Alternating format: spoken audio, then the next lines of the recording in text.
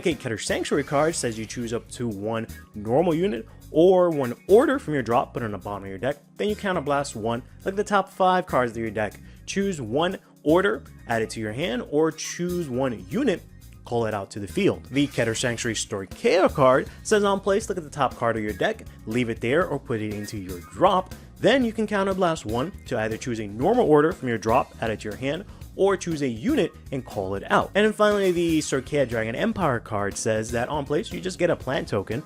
Then you can counterblast one, give you the player the ability that all of your rear guards that are played by abilities get plus 5k to the end of the turn, or you can give your Vanguard 5k, 10k if you have 4 or more units. These effects are really generic and should have a wide application of use. But do they really? Let's find out.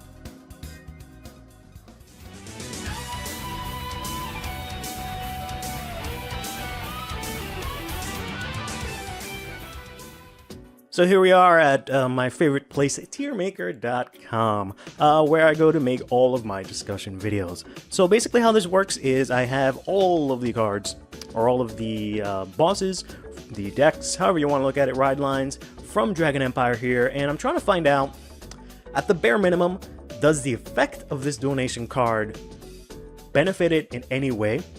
Does it benefit it in a really good way, where it's actually a positive addition to the deck?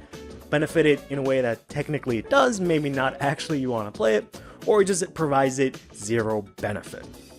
And to save some time, I already sorted everything out in the tiers that I think they should be. So let's just go ahead and talk through some of my thoughts here. So in the bottom tier, we're talking here specifically for the Dragon Empire Dark Saints card. That again says, we'll have the effect down here somewhere, but it just says on place, soul charge 1, get 5k. Then also you can either retire a unit or you can call something out from your soul. So the majority of these cards don't really care here for any of those skills.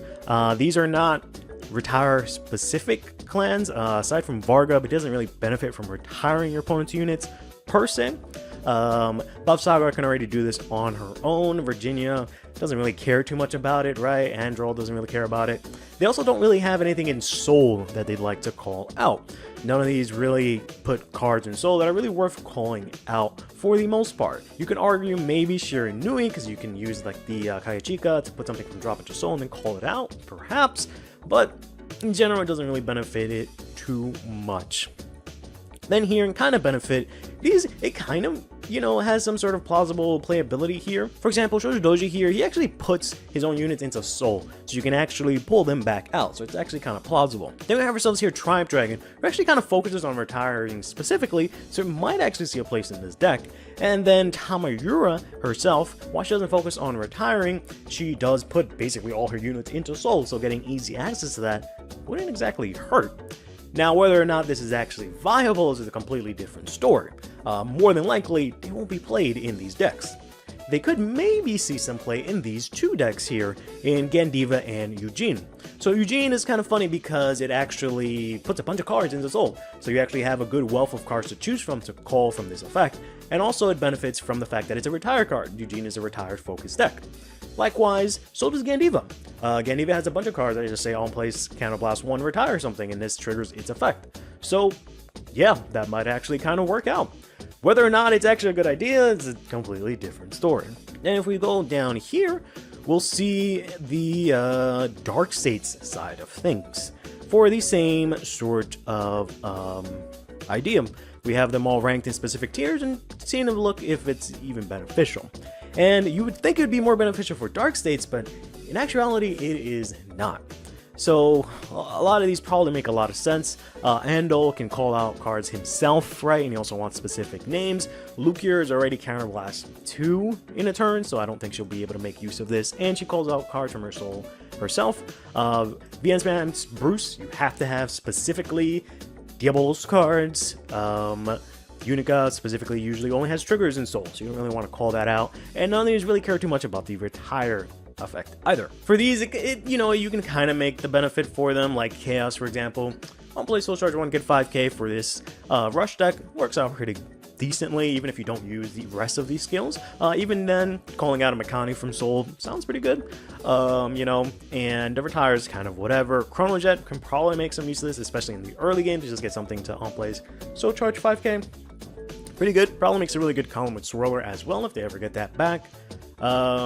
Barrow can technically benefit from this, right? You can technically play this. Again, Soul Charge 1, get 5k, helps you out in the early game, or, you know, on turn 3, can Counterblast 1 to call something from Soul, which you can then use to Soul Charge some more, maybe, if you don't have what you need.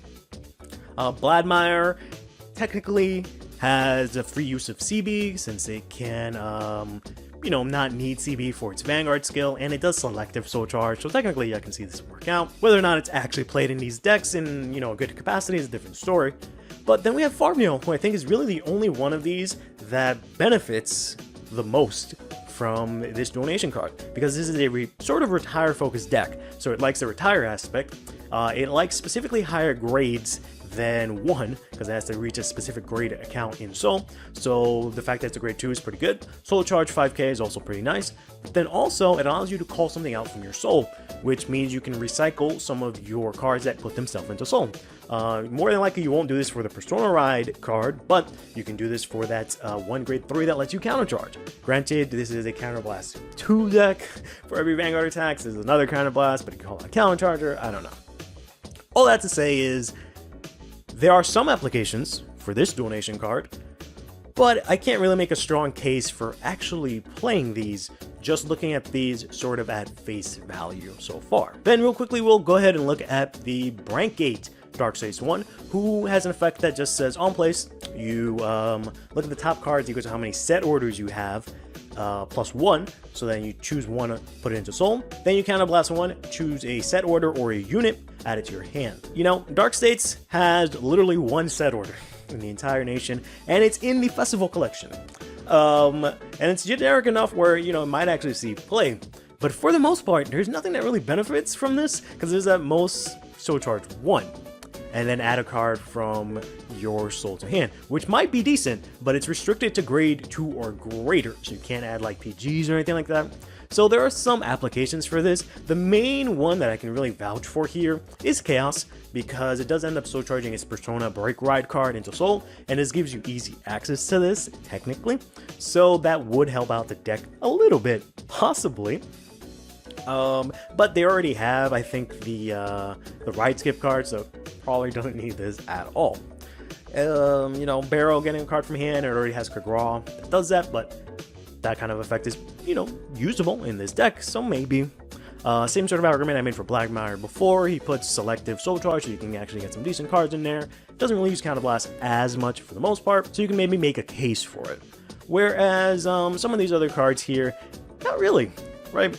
Aside from the fact that they don't play set orders, they can call stuff out from, you know, by themselves. They don't really benefit from having specific cards in Soul too much, aside from maybe Greedon, but I don't think Greedon really necessitates the need for this. It'd probably rather use all its resources somewhere else, and I don't think it benefits it really enough to warrant even a kind of benefit. Then we look here at the Brankgate side of things, and things are a bit brighter here. For the most part, the things that can't play it are usually due to the fact that it's either, you know, due to the heavy counterblast cost, or they just don't have anything in Soul that they really like to call out. Heroes is a strange one, because technically you put heroes up here, but they do have like 9 so including your set order. Hey, how's everyone doing today? Let's fix some stuff up. It's been a while, obviously, but I also didn't have that much time to get everything ready. That's probably wrong. I probably shouldn't do that, because it's probably embedding the stream into the stream. And that's not a good idea. I want to do the chat. There we go.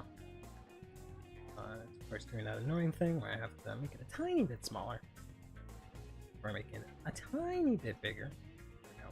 Now it's normal.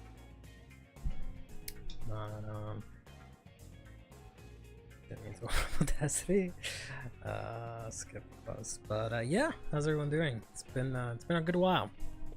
A lot has happened, both in and outside the Vanguard world, and I am too tall, I guess. So I'll move this for a bit. Yeah, we do indeed have Shadowverse and then Vanguard the following week. I don't know how much I care about Shadowverse per se. I know it's like the anniversary set and people say it's good, but I feel like people say every Shadowverse set is good. And I feel like the only good Shadowverse set has been like the first one and the third one. I feel like the second one and the fourth one were kind of like whatever. But maybe that's just because of what I specifically gravitate towards playing.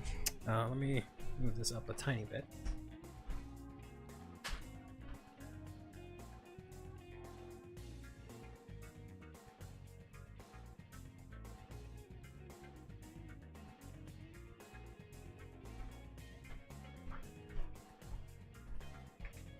That's better. Alright, here we got all the Keter generics, expensive as fuck, effect triggers, MPGs, ready for Liel and Monta. Now, Bushi's telling me to build a Dark Waifu. About that, we'll get into that in a bit. Dark Stage generics are dangerously close to lyrical and Keter level, if not already. I don't know, it depends. Dark Stage doesn't really have like a lot of generics aside from like the obvious generics. Right? But that like the generic, like the literally generic like cyclers and stuff. But like other than that, I don't think we really have that many generics in Dark States that are actually played a lot across decks. Mine is Bifrons, because Bifrons is you know, Bifrons. That's a completely different story, but yeah. But that's kind of about it, right? Like other nations like Keter and Lurkle, they have like cards that are just they're not like cyclers that are also played in a bunch of decks, which is why it makes them a lot more expensive. But maybe I won't be too bad, but I still need a lot out of set 2. Yeah, I do too as well, unfortunately. And I see Orland. I don't not sure what that means, Douglas. I meant the cyclers I'm covering as grade 1. BTO4 has Elephant, therefore it is objectively the best set. It was a really good set for Forest, I think, and that's about it. But I don't know. But yeah, Bifrons, this isn't even be expensive. You need Zorga stuff and Punk Girl, yeah, and I need I have to get max rarity, yeah. I have to spend $20 to get max rarity Rotovisor. And Punk Girls, and then I want to get the Dragon Nectar dude. I would like to pick up Zorga. We'll see how difficult that's going to be. And of course, I'd like to get Vladimir because he's in Dark States, but obviously, I don't know how that's going to play out, right? Because originally I thought he was going to be crazy expensive, but he hasn't really performed as well. So I'm hoping he's way cheaper, but we'll see. I think Dark States has not gotten their own Cerebral Doggy yet. I mean, they got Bifrons, which is basically the equivalent. But yeah, if they got something that was for free, that'd be insane. Wooglia be $2 max. The Friendship Pink is gonna be a pain in the ass. I have a set. I actually don't need to get Punk Girls. That's right. So I ordered a split for Lyrical for set 2 because I was like, fuck it. That's the only one that I'm gonna play the most out of, right? Because I want to play Kyoka. I want to play. I want to have Punk Girls. I don't really want to play them right now. And then I need Friendship Pink, right? So,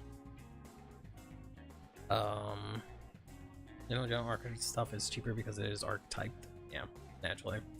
It is the Diabolos promo. Oh man, I forgot to look at the promos. So I have a bunch of slides, but obviously it's been a while, and I wasn't going to. Originally, the plan was to have this like massive stream where I just catch up on everything that I missed out on.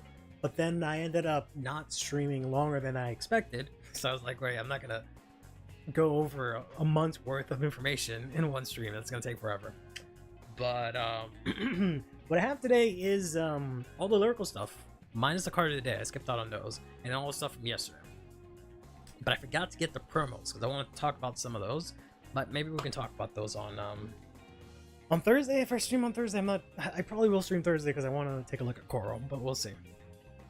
One Combo 9 attack Bruce is totally not Covium. It's not. It's very clearly not. I don't know why people are putting the card down instantly. Like, I don't know. It seems pretty legit. Friendship Pink is really cheap on release in Japan. Sadly, now Western vendors caught on to how good she is. I don't know if the vendors did. I feel like in general everyone's catching on to how good she is, which is really annoying. Because we've talked about it in a stream, right, where we're like, oh shit, this is really good. I hope no one catches on to it. Unfortunately, like, they did. But we'll see how things go. I have a giant water bottle now. You guys, I don't remember if I've showed that off yet. Hey, bros, how you doing? And today is indeed a good day. You gotta do it with grade 4 Bruce though. Poor Bruce is still jank. I mean, it still works in the other Vehemence Bruce. I don't know. I still feel like Vehemence Bruce isn't that bad. It just needs like, it just needs a better way to plus, I think, and then I think the deck will be okay. The fact that it can't use Bifrons really kind of sucks hard ass, but that is what it is, right? But right, and let's set up. Just this is your windowed one, right? And let's get this working real quick. There we go. Cool. All right. Let's get chat on screen so I can actually see what y'all are saying. And also, let me tilt this up so I can actually see what's on the screen. Yeah, I look like a complete utter mess. I just ran out of the shower after spending like way longer than I wanted to trying to shave. But then my trimmer didn't want to work. So it's really annoying. So I kept trying to like jangle it to work because it just didn't want to work. So it took way longer than I needed to in the shower, essentially. Kind of glad the Magnolia promo is met. No need to worry about that one. That's over twice in the amount of games we get in English. I mean, we'll probably get the last one. I mean, not really. Because we have these two. I don't believe we have these, right? We have this, but I'm pretty sure we'll get this. I'm pretty sure we'll get this. This we won't get because that won't make any sense whatsoever. I'm pretty sure there were plans to release these two, but they just, I guess, weren't doing well. I don't know, but I'm pretty sure they're supposed to be, considering, you know, they're like offshoots of Weiss to an extent, or at least this one obviously is. I don't know what. I still am not really sure what River for You is, but yeah. Is Quint that big in the West? No, I don't know, but I see that more likely being released internationally. I'm pretty sure that's the plan for them. And then there's also the HoloLive card game that I'm 100% sure they're gonna, you know, do worldwide. Quintets, I don't know, it feels kind of strange to only restrict that to Japan. I don't think it's that big in Japan only, but I don't know. I don't know quintets that big, so. Yeah, the baseball one wouldn't make any sense because it's only baseball teams in Japan. So it would make no sense for it to release anywhere else in the world, really, because Japanese baseball is not big anywhere other than Japan, I think, in most places, right? I'm pretty sure it's biggest in Japan. It's really big in Japan, baseball, but that's about it. And they're only specifically Japanese teams, right? And I'm pretty sure they can't license out like American, for example, baseball teams, because there's like baseball cards, and I'm pretty sure that's a whole different can of worms that Bushiroad just does not have the clout to step into. Supposedly huge in Japan. It's not supposedly, it is huge. So much so that Bushiroad owns the biggest promotion in Japan. Two of them, actually. Because I think they own Stardom also. But I know they own New Japan Pro Wrestling. But hey Google, how you doing? You know what else is huge? My big ass head. All the sweat coming out of my body because of how hot it is. Yeah. But yeah, so we'll go over the presentation today from yesterday, and then we'll go over the stream from this morning. I'll also go over, you know, in the presentation, some of the anime stuff that they went on about, and we'll also catch up on some of the lyrical stuff that we missed out on. But we'll start off with the presentation, which gave us the shocking reveal that Akina is returning in Season 2 with Raziel as his Vanguard. I know we were all kind of shocked about this, whether or not this was going to happen, but it's now been officially confirmed, thankfully, by Bushiroad. Jokes aside, it's stupid that they even did this in the first place, but they didn't like confirm any of the other characters. They showed him in the trailer, but Akina's the only one that gets his own slide. I don't know why the fuck, like, because there was doubt that the main character wasn't gonna come back or something. Like, I don't know. Like, I have more doubts of the other characters actually showing up than I do of Akina returning, right? But whatever.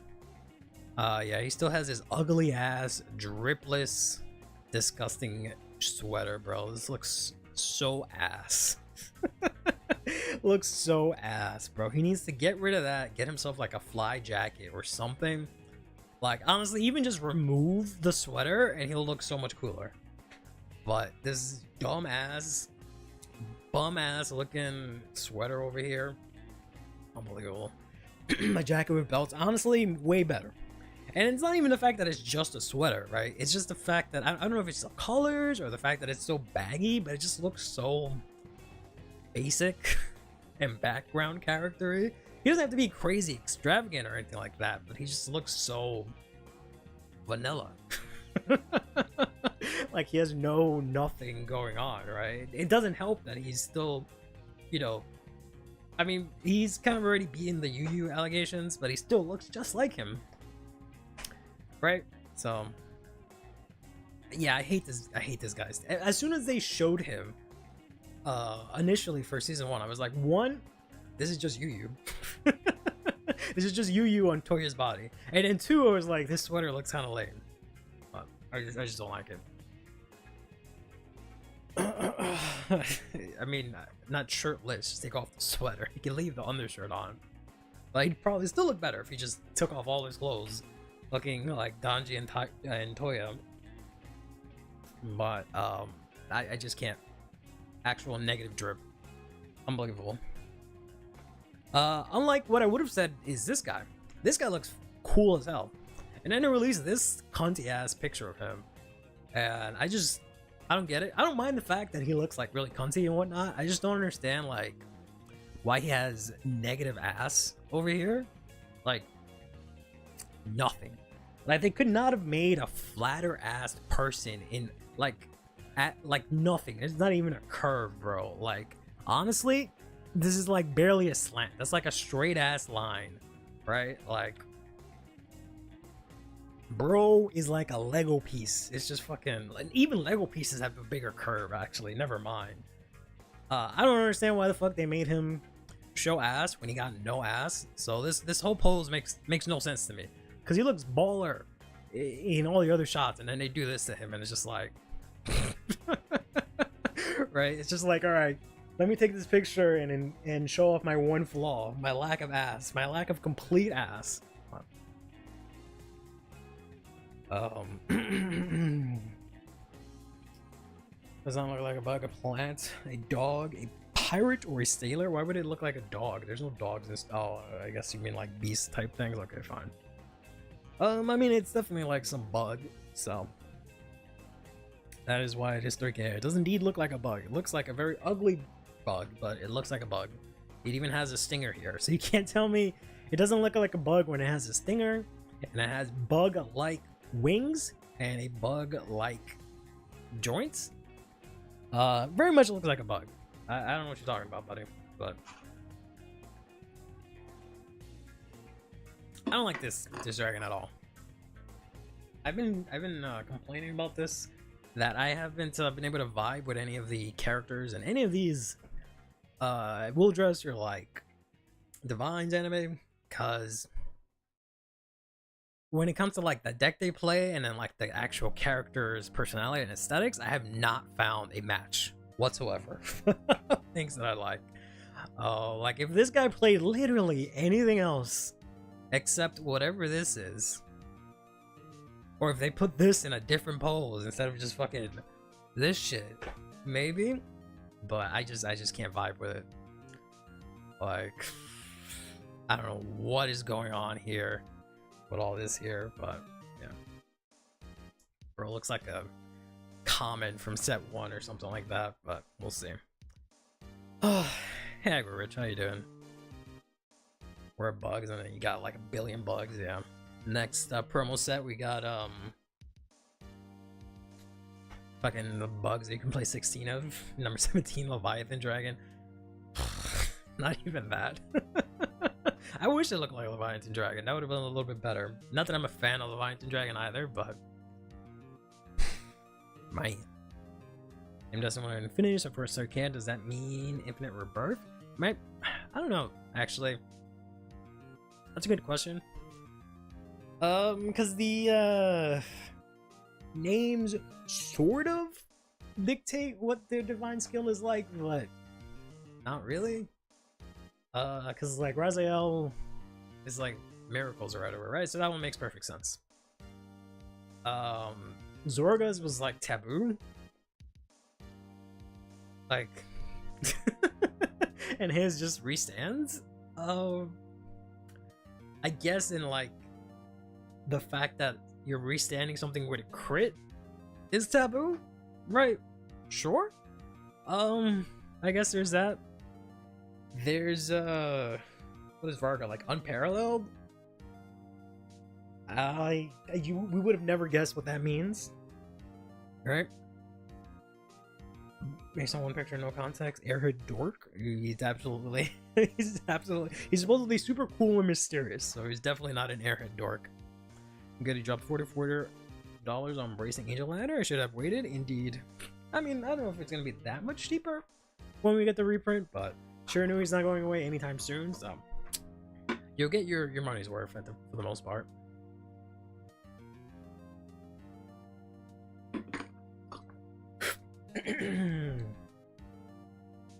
One picture. I mean, I guess not, but yeah, I don't know what infinity might mean because the name doesn't always dictate. Like Welsh's was guiding star. I can see it now, the connection afterwards, but beforehand, I would never have guessed that.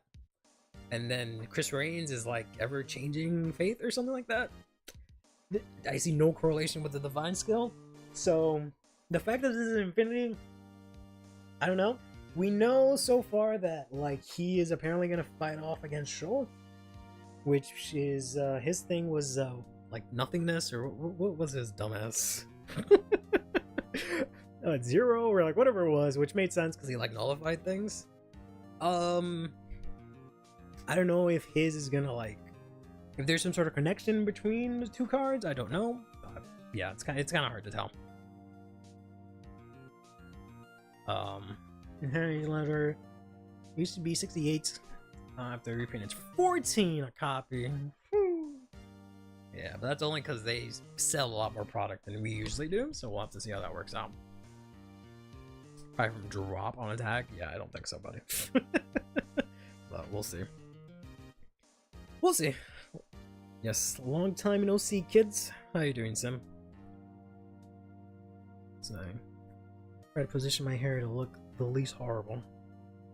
But alright, that's enough of this cunty, sir. Let's go on to this lady. I did all this and I forgot to actually get the names. Of like what their thing is, right? Yeah, here's Lorca one. Yeah, I'm not a big fan of her either, to be honest. They could have done a lot more with that design. But they just went with a girly girl for the 7th millionth time. Like, would have been nice to have some variety in lyrical. I think is really what would be nice. Instead of it just being the girl nation, it's not just like, oh, here's a cutie girl to fit in with all the other cutie girls and schoolgirls. That's why I like punk girls were like so amazing, right? The Flame G girls, because there's like, oh shit, something different. And you know, surprised that he's kind of was a Dark Stage representative, to be honest. Me too. We'll get to that in a bit. Yeah, me too. I was gonna point that out. Yeah, I keep thinking that this is her leg. Every time I look at it, I get so confused because this looks like a knee, right? And this looks like a foot. So I keep thinking that she has like 3 legs every time I look at it. But I'm glad I'm not the only one that picked it up. It's Destined one of supremacy, like how this cutesy girl is supreme. Yeah, I don't know. That's what I mean. Like the design, the titles don't really mean much, right? It's more so to do with what the owner's wishes, not so much with what the card, you know, represents or it does or anything like that, right? So this could be Destined One of Supremacy, and it could just have something completely opposite of what its title is, right? But this is Yuna. No, that's the Yuna Sayonji, and she has this really stupid ass name for her unit, as if the lyrical names weren't hard enough. So this is the Destined One of Supremacy, Liz CFL. I don't know. I hate that it's the English account that's writing this, because sometimes you hope you see a weird ass name, like, all right, maybe they'll like translate it differently in English, but so I don't know what the hell that is. I like Yuna's character bio. Has the emphasis that she is a huge sim for Mikoto. Girl is thirsty. I don't like that at all, actually. I kind of hate that, but will always be the best girl. Best cat girl, I guess. I don't know, the heart's in the way. I don't really like that. Her only personality trait that we know of is that she's a fan of another person. So that kind of makes me think that this character isn't going to do anything whatsoever relevant of any sort of way, shape, or form ever at all, when her only character trait so far is that she's a fan of someone else. that literally means nothing, right? So I don't know. They could do some interesting things with that and develop her in certain ways, right? I've seen that go in different ways, but I'm not seeing it from the get-go. I don't have the faith that that's where it's going to go. I think this is just going to be one pointless side character that's going to be constantly trying to kick it to Mikoto. Even after this is done, right? She'll just be in the background and like they'll be friends or whatever, and she'll just constantly be like her sidekick and never actually do anything. So here's wishes for Mikoto to be hers all alone. Destined One of Supremacy. I think it's more like she wants her to be like the best top idol, that everyone idolizes her. I think that's more of what her wish is gonna be. And it's gonna be like, oh no, but I don't really want to do this shit anymore. And she's like, no, how dare you, you bitch. I followed you for all these years. I want you to be the best one or whatever. It's gonna be some corny shit like that, judging from, you know, what we know so far. Gonna be a jobber again? No, they created a whole jobber for Mikoto. This girl's gonna be a jobber, unfortunately. Yeah, basically she's gonna be a toxic fangirl. Yeah, that's what I'm expecting it to turn out to be, because that makes sense, right? Destined One of Supremacy, she's a big fan of this one idol, therefore she wants, her wish is to make this one idol be the biggest one of all time. I think in the plot she used to be really big, but then she like doesn't do as much idol stuff because now she's like focusing on school or whatever. So that's probably where her like motivations come from, where it's like, no, fuck that shit, fuck your education, fuck Vanguard, just be a super mega idol or whatever. But we'll see.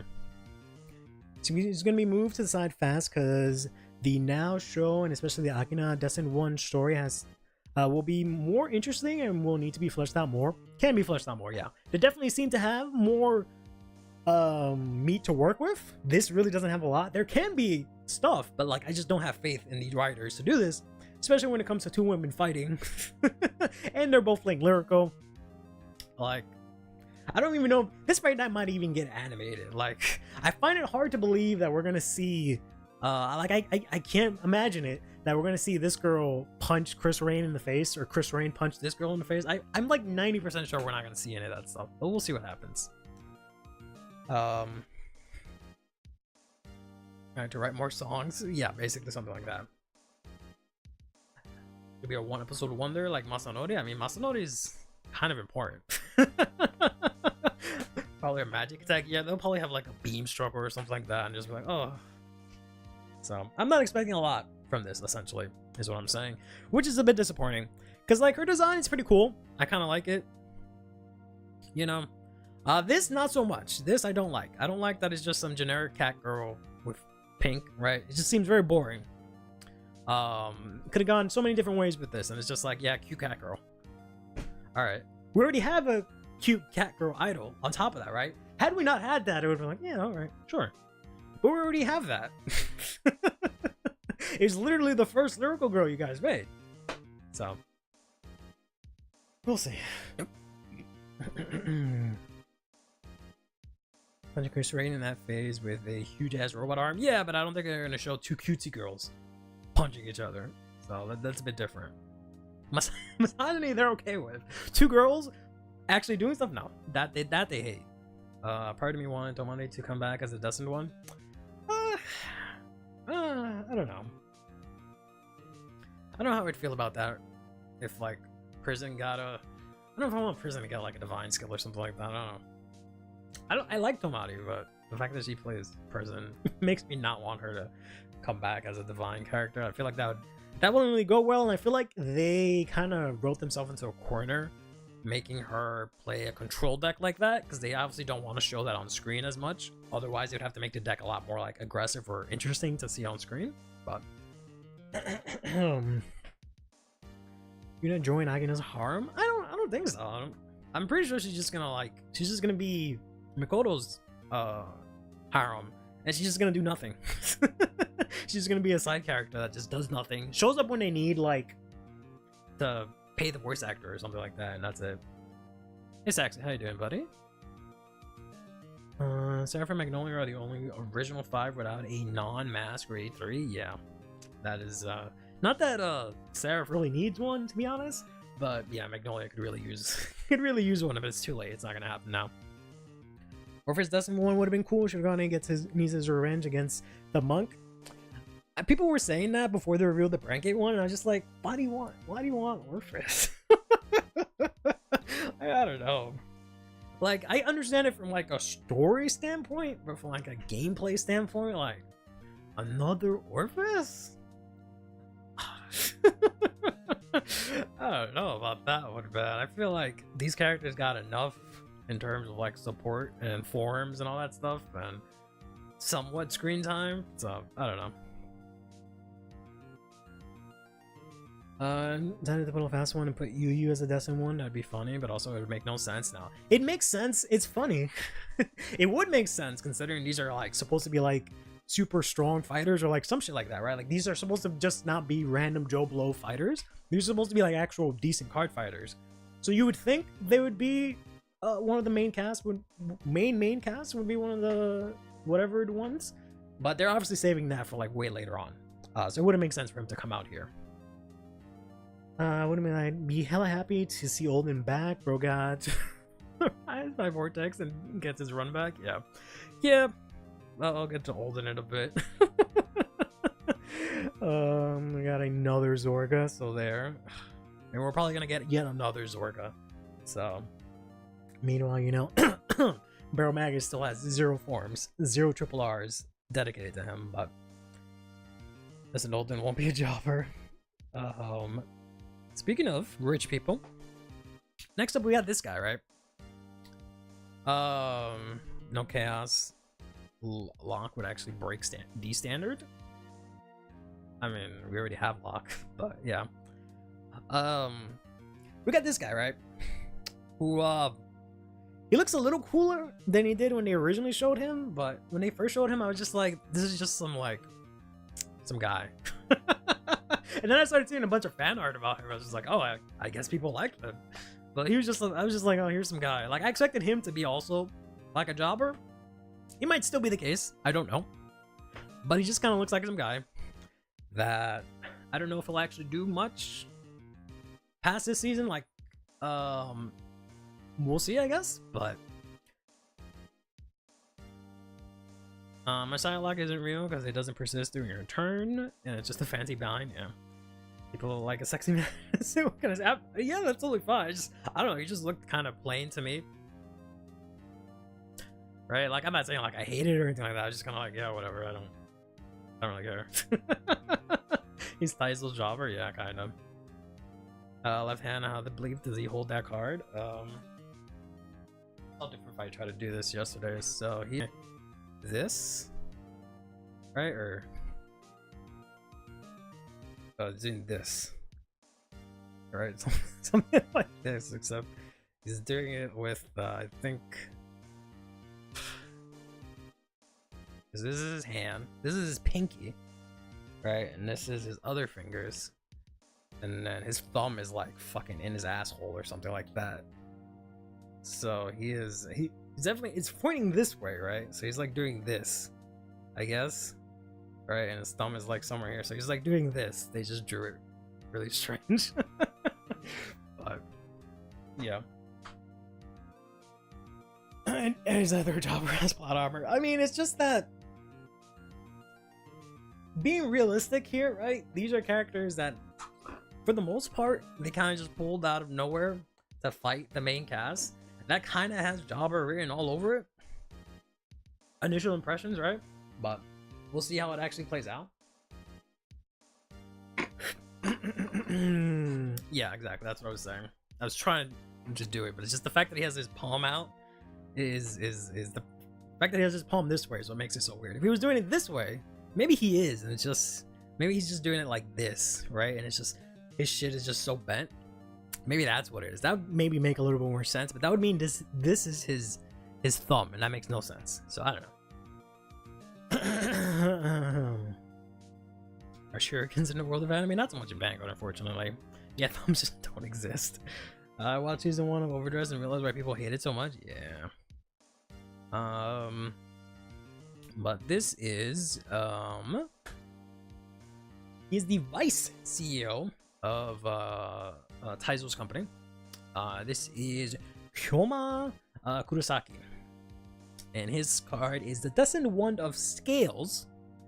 Aleclibra.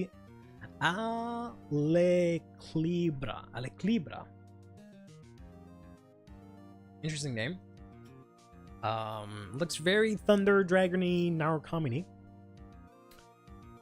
Not something I'm personally interested in. Obviously, I don't play Dragon Empire. I can assume his wish being him being the Destined One of Scales is he wants some sort of balance. I'm guessing it's some sort of thing where he has too much work, or it'll be something corny where it's like, the CEO has too much work, I want to help him more, or something corny like that. Or to be more like a vengeful thing like, nah bitch, I be doing too much of your shit, you should be doing more work instead of fucking around driving these high school kids to Vanguard tournaments. So it's gonna be some sort of thing like that. Scales, I'm pretty sure it means some sort of balance, right? So we'll see how that goes. Yeah, it's very, very Narukami looking. We have a lot of units that bind now in Dragon Empire, all of a sudden, like back to back. So that's kind of interesting. We'll see what this actually does, but I don't know if there's any other mechanic in Narukami other than bind that they're more known for, because they started out pretty much not having an identity, right? And then they later on got like retire, and I get like power and crit, and then later on they got, you know, like binding stuff. But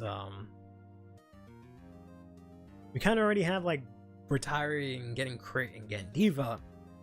We have binding in the form of like the collab, but that's a collab, so I don't think that really counts.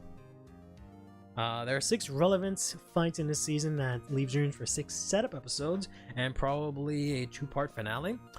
Yeah, I'm hoping it's the kind of thing where, like, I don't know, these guys, the new Destined ones, they get 2 fights this season somehow, where like they fight someone else. So they actually have like some sort of way to build up their credibility to, you know, to us, the viewers. And then later on they have like their Destined fight or whatever the case may be. But I don't know if there's going to be time for, you know, 12 fights minimum or something like that. Maybe they can fight against each other to make that happen. I don't know. But I'm hoping that's something that happens. I'm hoping that this clash doesn't end this season, right? I'm hoping they extend it into the next one, maybe. That'd be kind of cool. So we have more room to like develop these players and make the fights and the reason that they're fighting for a lot more worthwhile, because we really, yeah, realistically, we only have like 1 or 2, like 1.5 episodes for each pairing for them to fight and develop. So I like scales because it measures the weight of past, and Guiding Star is moving towards the future. that's interesting. That's interesting. I hadn't thought about it like that.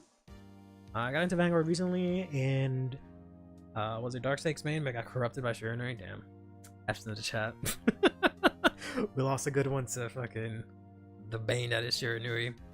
Coming Vermilion replacement? Yeah, I forget Vermilion is in standard, huh? So they can't really do Vermilion stuff. Side of Edge Righteousness, please.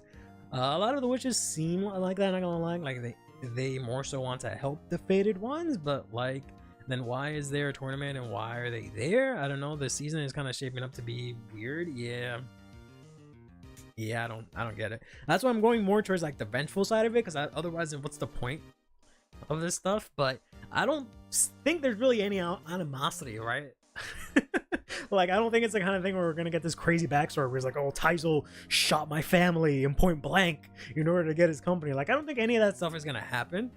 So I don't know. I feel like they're gonna have to drum up some kind of drama. Otherwise, I don't know if it really makes sense to pit like their wishes against each other, and then like, do the wishes of the original fated ones change now? Right? Like, given everything that happened, does that all still stay the same? Is it still wish versus wish, or what exactly are we fighting for here? So. You're doing once the Blood Mine releases? Okay, so we only got a week more and we can bring you back to the good side. Maybe beats up a jobber before the relevant fight. It doesn't have to even be a jobber. It could just be, I don't know, it could be, they can fight the main cast. Like, it could be like, this guy's fighting Taizo, obviously, right? But maybe he can fight Akina or something like that, right? Or Makoto or something like that, right? So they can do it that way. I don't know. I'm just happy that show is probably going to be fodderized again. Hikari or Infinity, or they actually make show interesting this season other than like, oh, tragic antagonistic figure. Yeah, hopefully he gets some actual development. Hopefully they're setting up for the brotherly fight for the end, so I doubt it. Yeah, I don't know why they did that the previous season and then now they're just gonna do the same thing again. I don't know why they would do that. It makes sense for Hikari to want to fight Akina out of anyone, but like, we literally just did this like 2 episodes before this last season ended. That's what we did. So now to do that again immediately, I don't know. Seems a bit soon, but make me the jobber for all 6 of them. Yeah, great. If she gets support, right? If she gets like 3 cards of support for every fight that she jobs, then yeah, fine. No social cues, buddy. Yeah. Watch him all. Wait, why are we beating each other up when we were supposed to be humbling the plushies? Maybe. Hey Zara, how you doing? Taizo literally has no reason to be here. Yeah, last time he wanted to help Hikari stop Vladimir. Now, like, what's his intention being here? Other than because his wish doesn't, he doesn't want his. Because he doesn't want his wish to be fulfilled by a wish. Yeah. So like, I don't understand why any of them are here, right? Because like now it's kind of the same thing. Mikoto was kind of the same thing. Joe, like, he still wants nothing. Like, I don't understand. So, I don't understand what we're fighting for here. As a Destined one, when the whole point of season 1 was to help cure her. I don't know. That's what I'm saying. They have to stretch this out to 2 seasons. Because I don't see how we can make a relevant kind of plot, right? With all these new characters and their new motivations and existing characters all in 12 seasons. I don't see it working out smoothly. We gotta stretch this out. We gotta stretch this out into a 2-season kind of deal, right?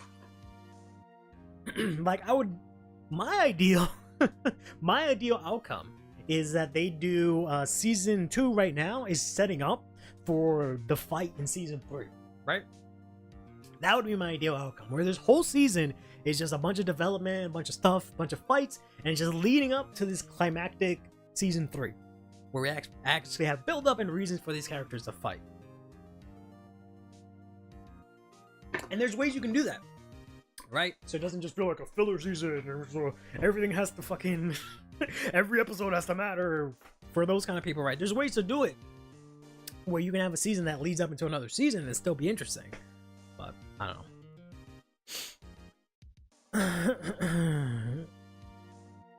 Looked at the time and didn't tell her. Yeah, it's probably. I'm pretty sure the crux of it is like the new plushie, but we'll see. Need to be 24, 25, not 12. Yeah, but there's just nothing. They just can't do that, right? They just can't do that. I don't think they have the contract to do that, so it's just not gonna happen. So that's why they just have to resolve things in 2 seasons instead of 1. Unfortunately, it's like Agnes' wish is at stake, but was antagonist then legit?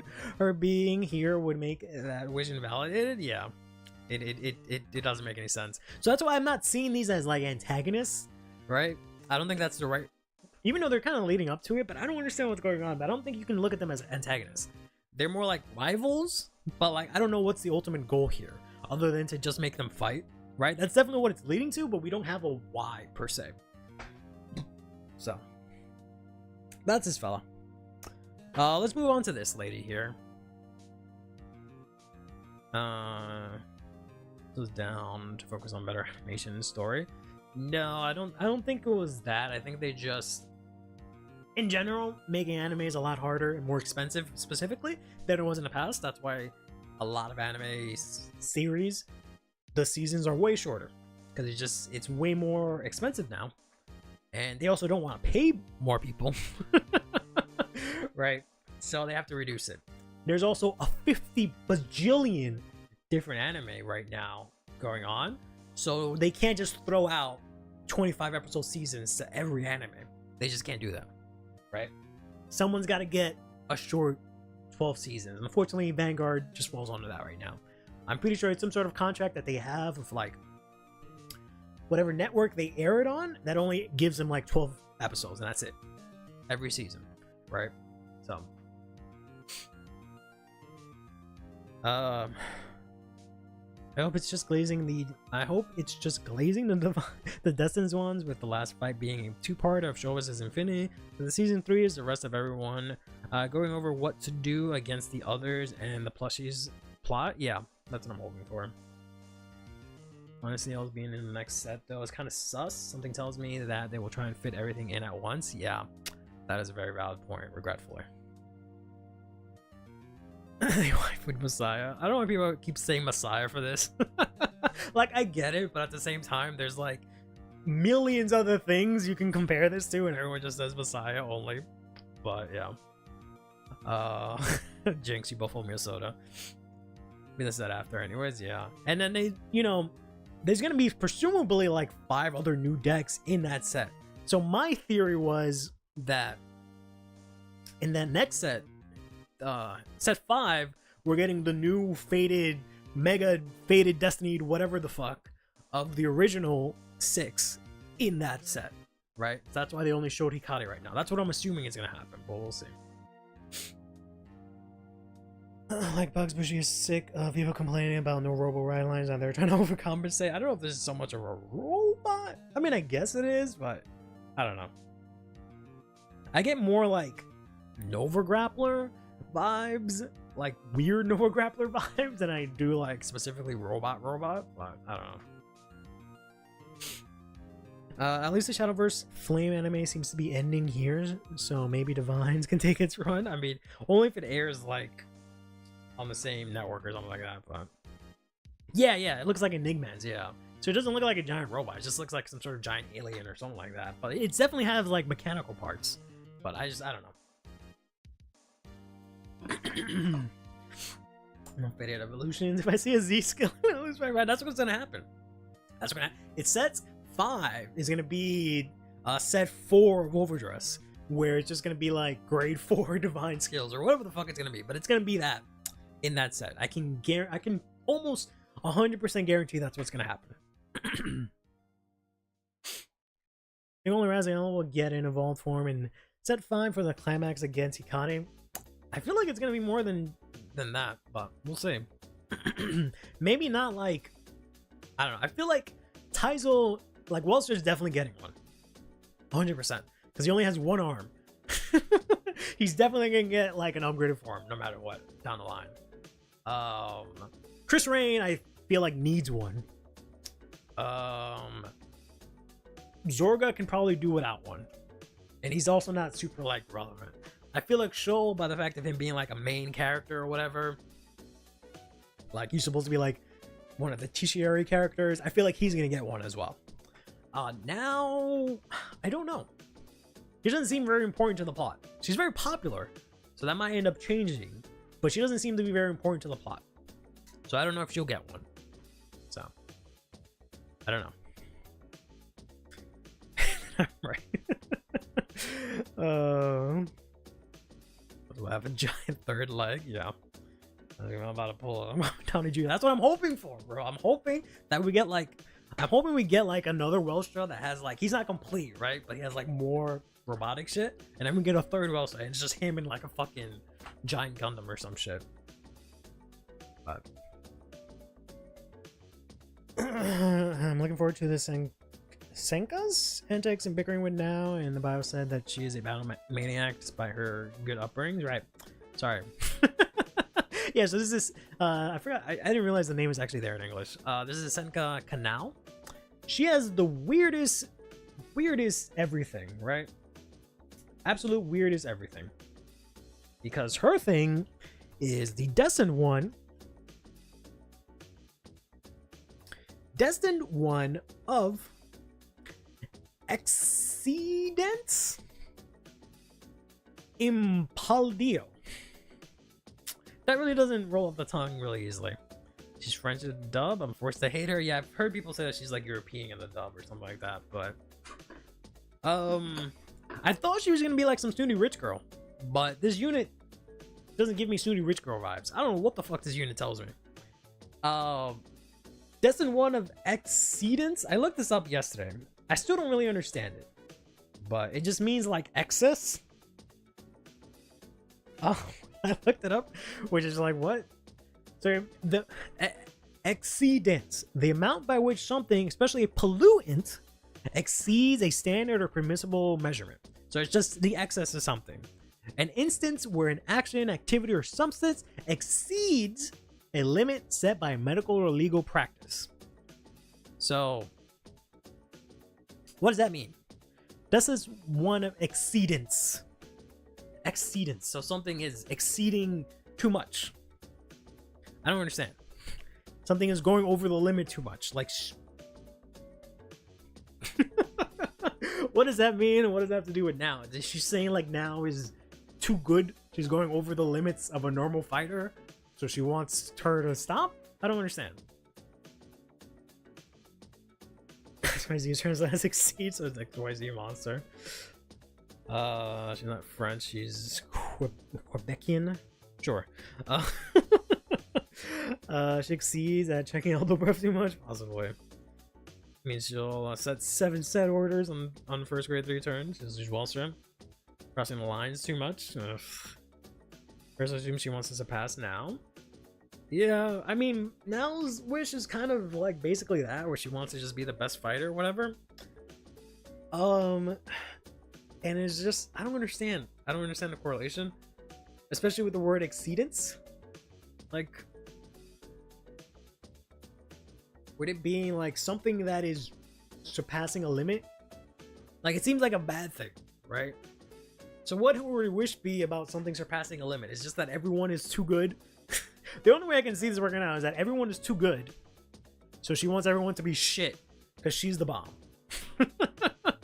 Which doesn't look good for her, because it just looks like she's a fucking whiny ass little girl that thinks everyone is too good and it wants to dumb it down or something like that. I don't know. Going above and beyond, unparalleled equals unexcedence or excedence, I guess. Yeah. Now is unparalleled, and to overpower her, she has to exceed that power? I don't know, man. This one just seems like a secondary Destiny Infinity without wanting to use the word Infinity. Kinda. I mean, kinda, but not really to an extent. But maybe Now are gonna get pummeled. I don't know about Now. I feel like she's gonna come out of this good, especially with how popular she is. I feel like if they were gonna have her get her ass beat, I think they rewrote it mid-script and were like, oh no. Now sleeves are selling too good, we can't have her get trashed. There's a skill issue. Yeah, exactly. That's all it sounds like. It's either she wants to be super great or she wants everyone else to fucking suck. Right? It's either that she wants to exceed the limit or she wants everyone else to stop exceeding the limit. Those are the only two ways that I see it. If it's the first one, I don't really understand how I'm supposed to look at this as like an antagonist kind of way. If it's the second one, then that kind of makes sense, right? It's kind of like a reverse uniformers kind of thing. But I don't know. Is okay about to carry the set?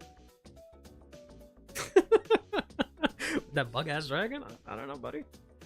Unless they want to humiliate AI bro even more. I like Sho Mizunori and Akina are gonna get job. Akina's not gonna get job. I would love to see Akina actually lose. I feel like he should have been lost, right? Because he literally started playing Vanguard like a day before all this shit, and then now suddenly he's the best fighter. I would love him to actually lose and learn from losing, like all the other good main characters do, but he's just gonna go God mode and never lose. On screen when it matters, he's just never gonna lose anything. So you need a limit break. Not exceed your limits. That'd be kind of funny. That'd be crazy. That'd be crazy, actually. That's kind of crazy. That's kind of crazy. Imagine your divine skill is that your opponent can't use any of their abilities until like they have limit break or something like that. That's kind of crazy. Not gonna lie, that'd be kind of cool. But because the only way the tournament ends is both teams tie and there's a final 1v1 because both teams go 3-3. Gotta have the game go 3-4-3. Yeah, I was thinking about that also. So I thought originally what was gonna happen is that they were gonna have Hikari be the 7th one, and then the other team was gonna have some other 7th one. But then Hikari ended up switching to the other team, so now that's out the window. So I thought it was gonna be a tie, and then Hikari was gonna come in to be the last one, right? And the Dustin's ones were gonna pull someone out of their ass, like I don't know, revive future Hikari or something like that. But now I don't know what the fuck is gonna happen. Gonna run one. He's out of the tournament. Up the shoe to bring him home, if only.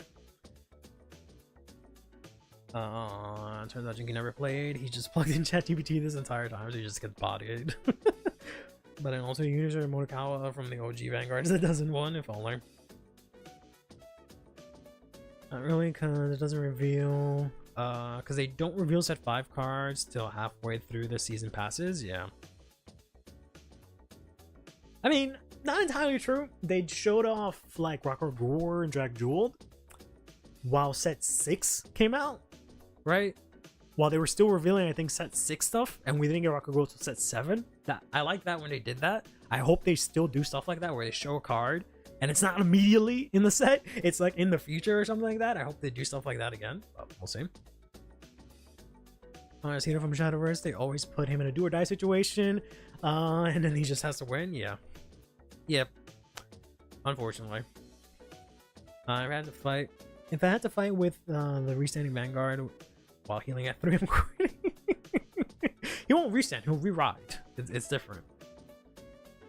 I feel like the card will just have a skill of Stark and strike 3 times like Varga. That's boring.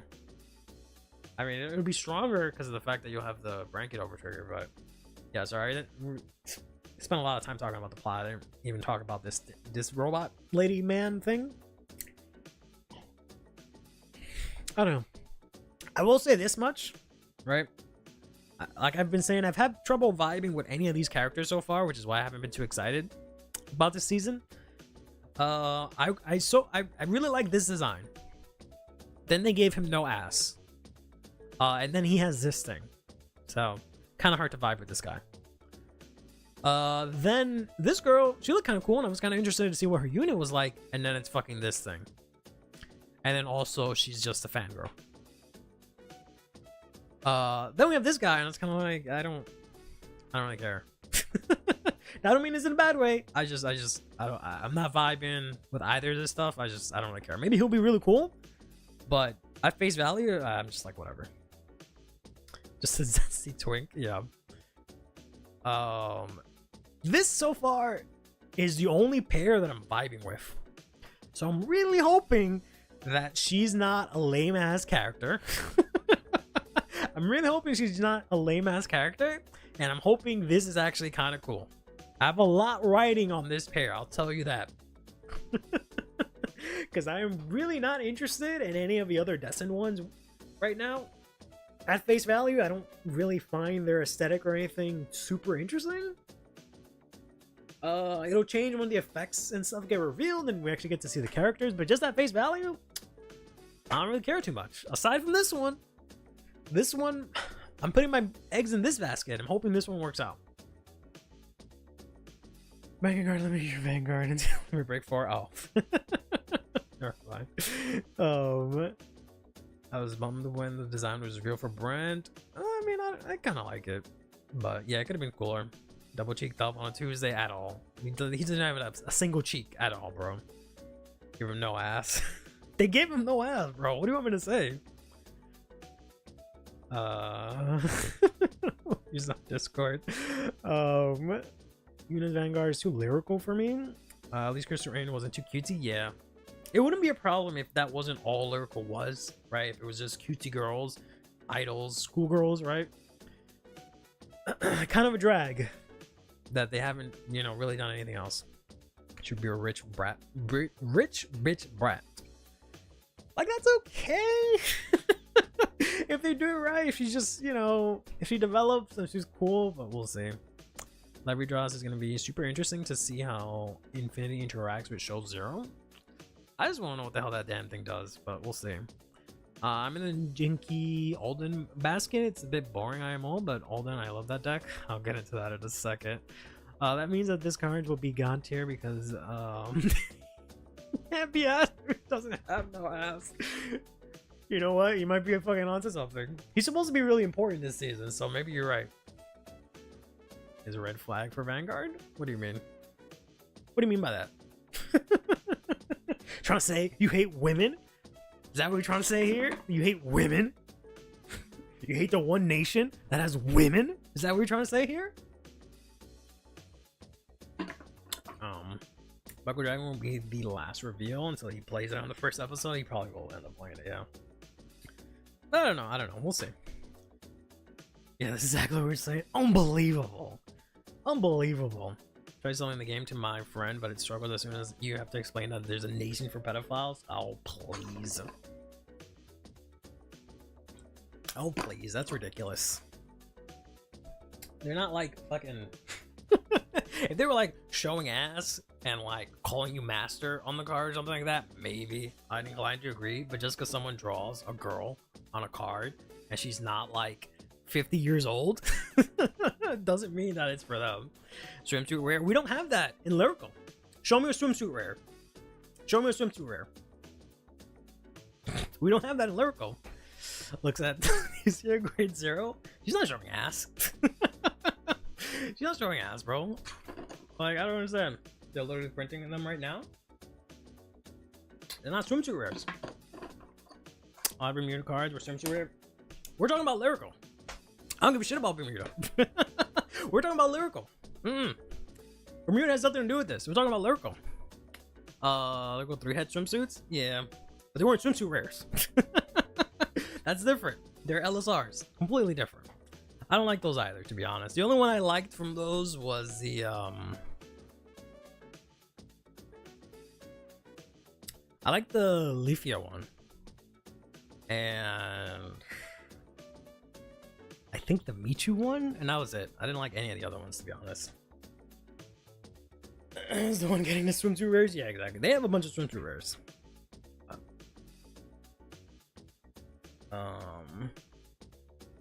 We're not going to turn this into a Getter staple file, but yeah. You're weird playing a lyrical to me. Why? Do you hate women? You hate your Vanguard being a woman? I don't understand the argument. You need some guys in lyrical? That doesn't make any damn sense.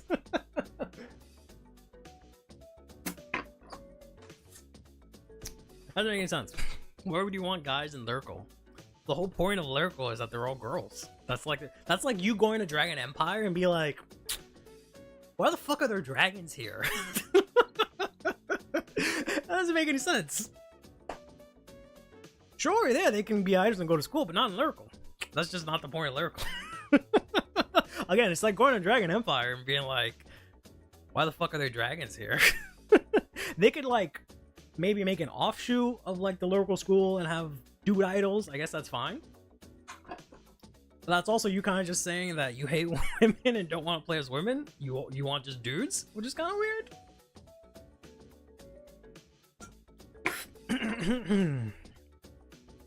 Be a boy band deck. Yeah. There goes sus because they're women. I understand. I understand. For equality, but I'm too much of an headlord to play with women. All right, but speaking of men, since that's all you guys want to talk about, and you guys only want to play with men, we got Alden here and Jinky. Alden is not looking cool. Actually, you play Buffsire. Oh, okay. You'll play Buffsire. That's fine. Buffsire isn't sus at all, though. But I wanna vibe with Alden. Hey, how much I'm sweating. Does this go up any higher? No. Right. Maybe if I put it on the chair.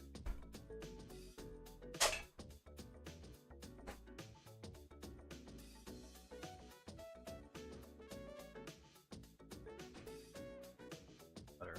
It is hot. I don't know if you can see. Yeah, you can see the actual sweat. Hot. Talking a lot. Oh, maybe if the fan is hitting more than my legs, it'll help. Alden announced there's a buyout of the existing homeowner support. Not even his grade 0 promo. Tells you how excited people are for your Keter job. But they're not excited for it. People just buy out support as soon as something is revealed, because half the people are like, oh, I should have bought this, let me get it now, and the other half just suck and they just buy it out. And also there's just not a lot of supply of it. So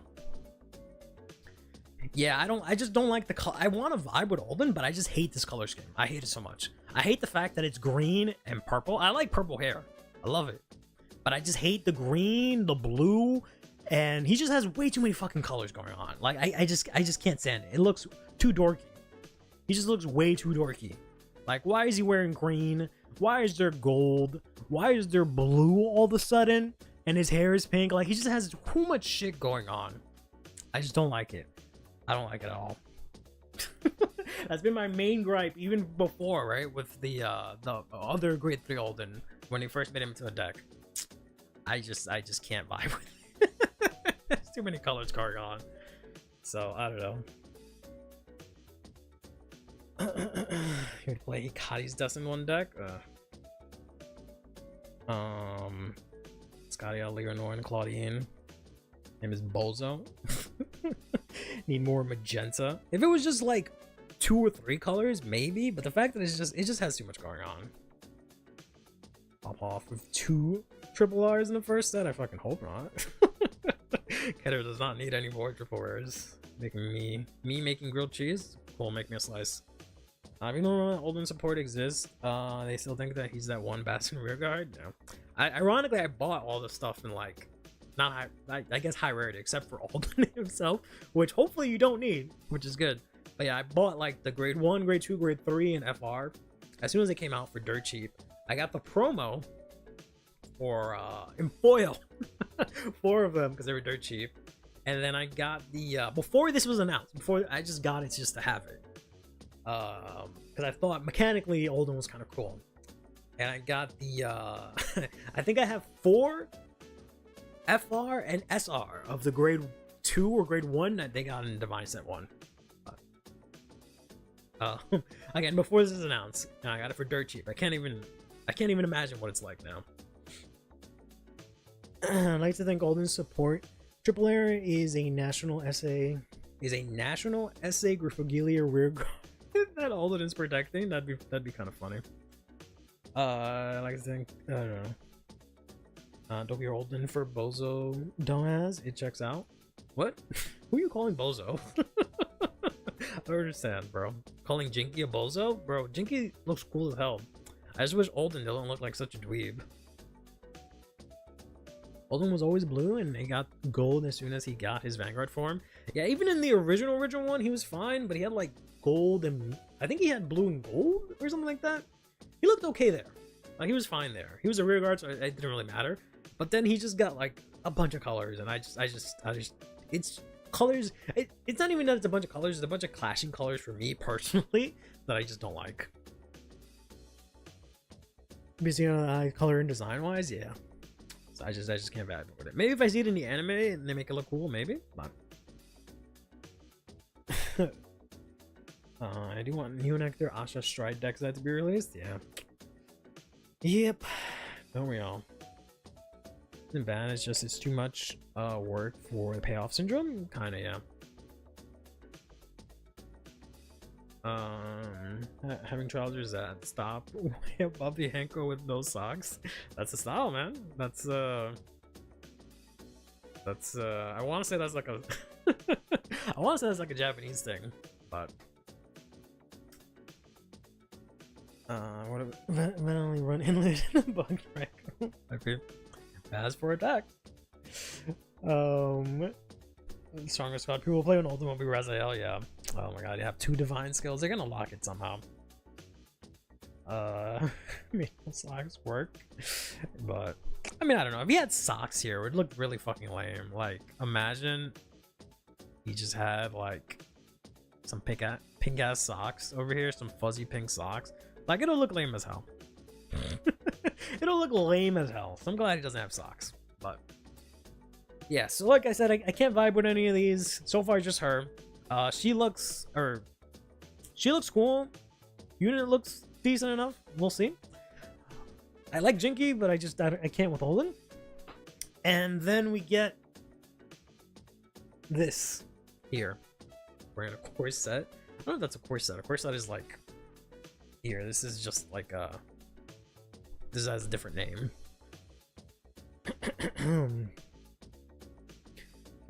Bust out the Yantha in his Mansa deck. We'll have a collective meltdown there. Yeah, I wouldn't be surprised. More excited for Dark Liel because Stroll. So the dudes, White Cutter Chronicles. If someone donated $500, would I do a Jinky cosplay at Worlds? I mean, yeah. I'd have to get to Worlds, which is different, but yeah. I played so again, but I might be switching in terms after seeing Brank. Damn. So we have Liel here for Dark States. We have Hikari, and I'm gonna say something kind of controversial. I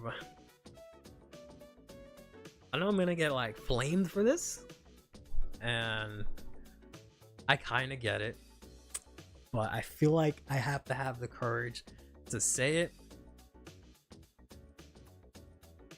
I don't really care too much for Liel's design, to be honest.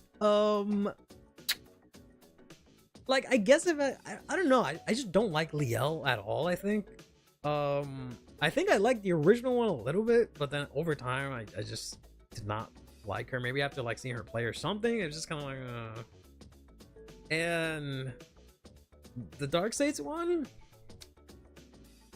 I just don't like it. I know everyone's really hyped on this design, but I don't really like it.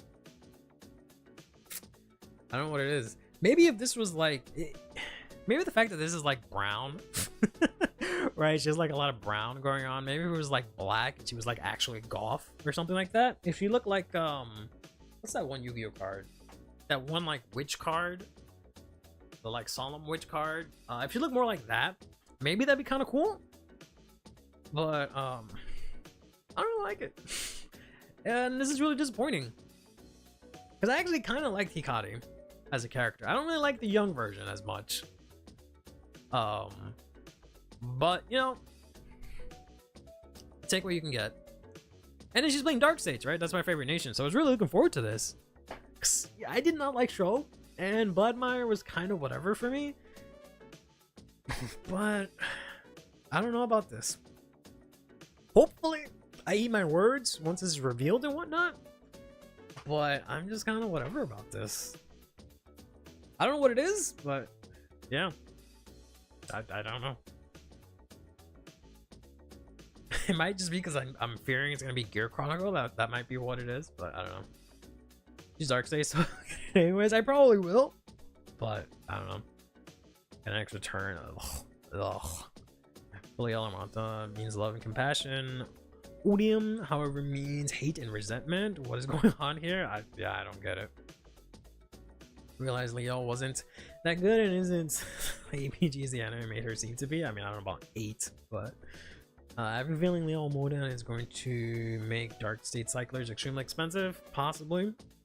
I don't know. I thought Liel was going to be really popping expensive and do a bunch of stuff to the nation. He had no impact, so we'll see what she does to Dark States. Got Lamphead. Oh, don't even get me started on that. Gladmire getting more support in set 4 and 5 is very scary to think about. I don't know. I don't know. I still think Gladmire's good and strong, but I don't know if he's something I really needs to be worried about. But yeah, this is the destined one of time.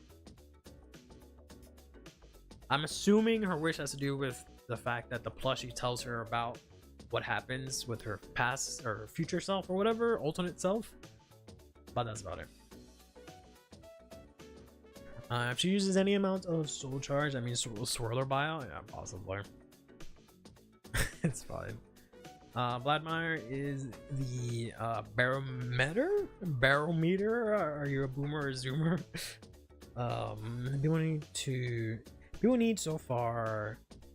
People need so far for 7 faded one. Liel is the one faded ride line that has only 1 top in Japan. Yeah, she's mid for now. Yeah, I mean Chris Rain, I'm pretty sure didn't do great either, but I feel like this is the Liel is the one deck that just no one gives a shit about. Like, people like it, they like the character, but the deck, I don't think anyone gives a shit about playing that deck from what I've perceived, right? But yeah, I'm really disappointed in this. I don't know. You can argue that part of it is that I gaslit myself into thinking that she was gonna play Barrow or something like that. But I've told myself a million times that wasn't gonna be the case. But at the same time, I guess I had high hopes on the Dark States character and the unit being something I really vibe with. And I kind of don't. But yeah, we'll just have to see what happens, I guess. I guess more clunky dude you can expect. Not looking forward to more Zorga support. Yeah. I was kind of hoping that they would kill off Masanori, or that he would just be like, alright, deuces. I don't give a shit about you guys or the plot. I'm gonna do whatever I want. And it was gonna be a more even 5-on-5 match, but never mind. We'll see. And then here's the stupid plushie. Stupid giraffe fluffy. And then this actually starts really soon. It is June 18th. Season 1, or episode 1, I should say, starts July 6th. That is very soon. Very, very, very soon. It is a week after or 2 weeks after set 2 drops, I believe. Because set 2 drops next week. Yeah, and then the week after that, we get season 2. Which kind of sucks, because we'll be seeing set 4 stuff. As we're still playing with set 2, but alas, that is what it's like playing in English. Straight out of my corner. My little pony. Season 2 anime 2 weeks from now, so 13 episodes confirmed, more than likely. We'll see what happens, you know. I will say it does look a little bit cooler here, right? But it's all about playing the physical card, and the physical art looks like ass. I don't want to play. But. So that's that.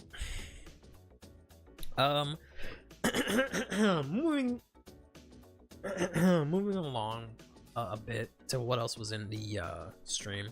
Would it be cool to see season 1 be Akina or season 2 be Akina versus Mr. Bug in the episode 1 as a teaser to the final fight for the season? Yeah, it definitely seems like that might be the case, but it's kind of hard to tell because he's fighting against Sho, but in the presentation it seems like they let on like he's more important than he seems, but we'll see. Gonna have to at least win one, hopefully. But so this is set 4, right? It's coming out in Japan August 9th. So they're not gonna get it until like a month after the anime airs. This is all the stuff that's gonna be in that set. So it's gonna be these 5 destined ones. No Liel. She's instead in set 5 by herself so far. Every single set so far, they've introduced a new deck for every nation, right? Which possibly means we'll get a random Dark States deck here or something for this set. I don't know. Because they did that for set 1. They did that for set 2. I believe they did that for, yeah, they did that for set 3 minus Lyrical, but technically Lyrical if you count the collab. And now we're at set 4. We're obviously getting 5 new ones, and we just need 1 more for Dark States. Barrow, yeah.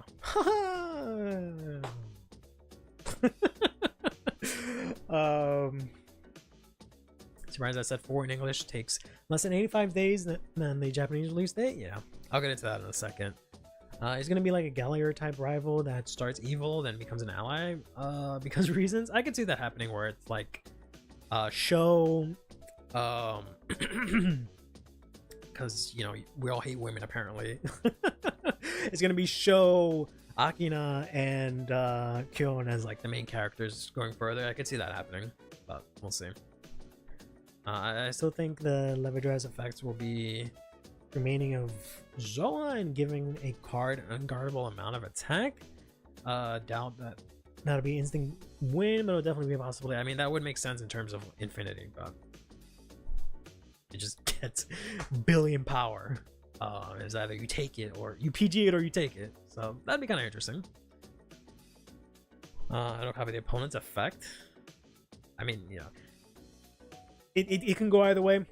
Like I said, for the previous ones, the faded ones, some of their titles led to what the divine skills does. Some of them had absolutely nothing to do with it. So we'll see. Feel about them releasing Dayusha into standard. I have nothing against it. I had a video I think we did last year saying where I said that he was going to be the next encounter. He seems fine.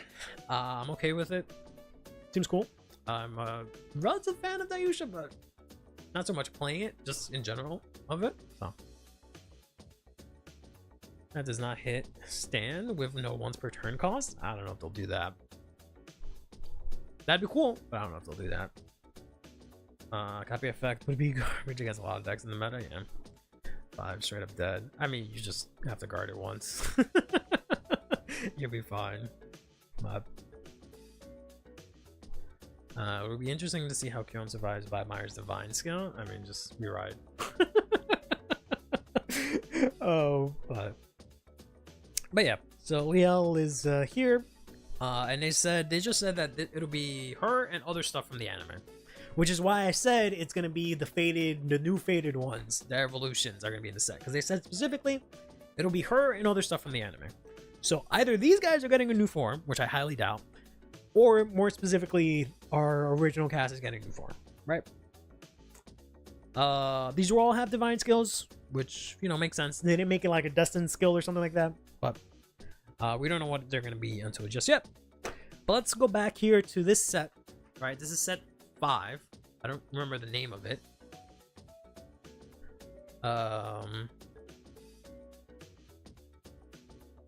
Yeah, they didn't translate the name. Let me see if the Japanese one, if I can get it translated. I don't know what that means. Tenchi Kakume. Tenchi Kakume. Tenchi Kakume. Booster back Tenchi Kakume. What does that even mean? In English. Sure. Nope. Nope. Alright, thanks for nothing, Google Translate. I don't know what that means. But that's the name of this set. It tells me nothing. Which is unfortunate. Yeah, great, thanks. But yeah, just the damage low. It releases on October 11th. We might get end of December or beginning of 2025. Yep.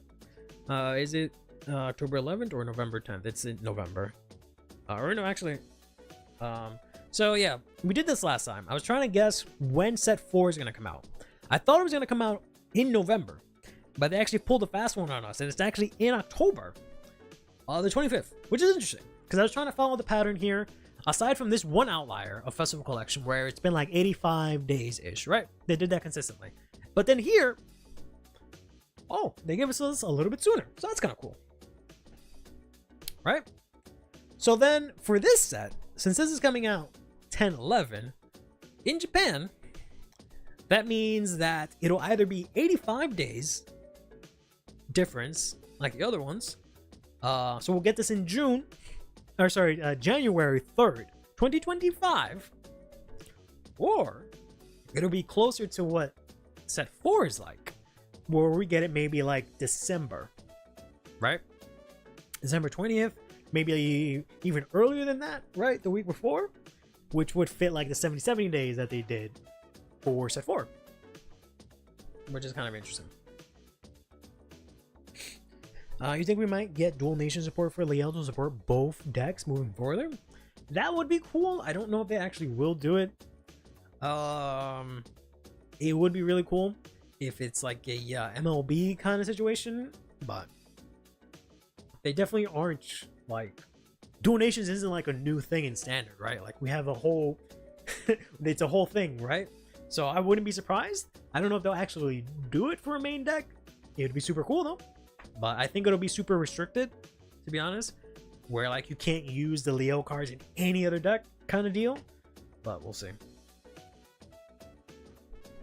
Dragons can also straight up have paralysis. It means realizing destiny of heavenly wisdom. Is that really what it means? Not a dual nation full deck yet though. True. I mean, unless you count the like technically right, the glitter decks are dual nation full decks technically, but yeah, I know what you mean, but we'll see. Technically no, that's also a lie because we have the Vispo decks, right? And that's legitimately dual nation, right? Those are full dual nation decks, but we'll see. September 4th to October, Night Rose, set 5 in December. That would be cool if we got it in November instead, but I highly doubt that. It would be great because it'd only be a month difference, but it depends how things shake out, right? English ban list, when we should be getting it. I don't think there's any more BSFs, right? So we should be getting an announcement, probably as soon as I end the stream or tomorrow, that there's going to be an English presentation this Friday or next like Wednesday, and they're going to announce the balance list, which goes into effect.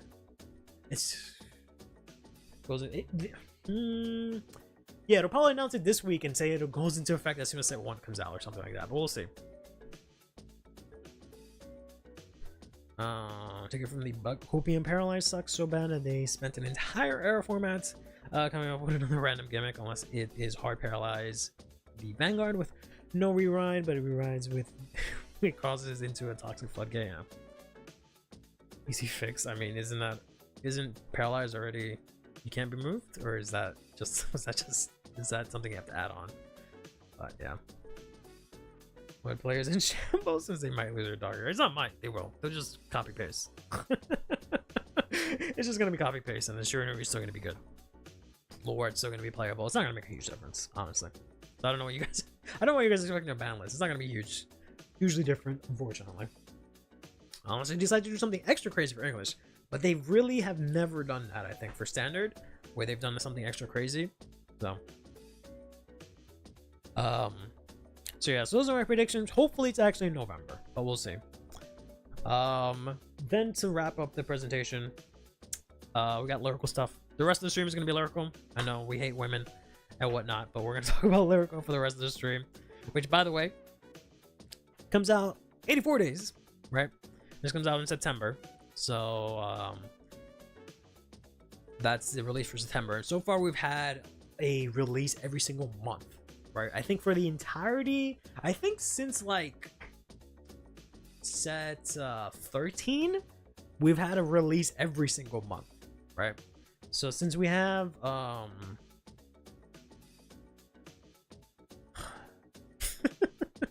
since we have set 4 coming out in October, we got Lyrical coming out in set 3.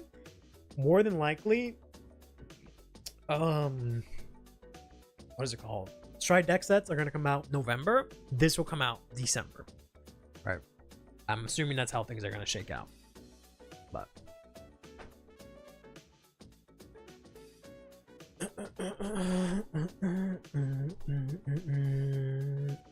holiday is still not known. Holiday? I'm guessing that for English balance, they're gonna ban the Shoujo Doji Grade 2 and make you use Genkai. Yeah, it's gonna be exactly the same.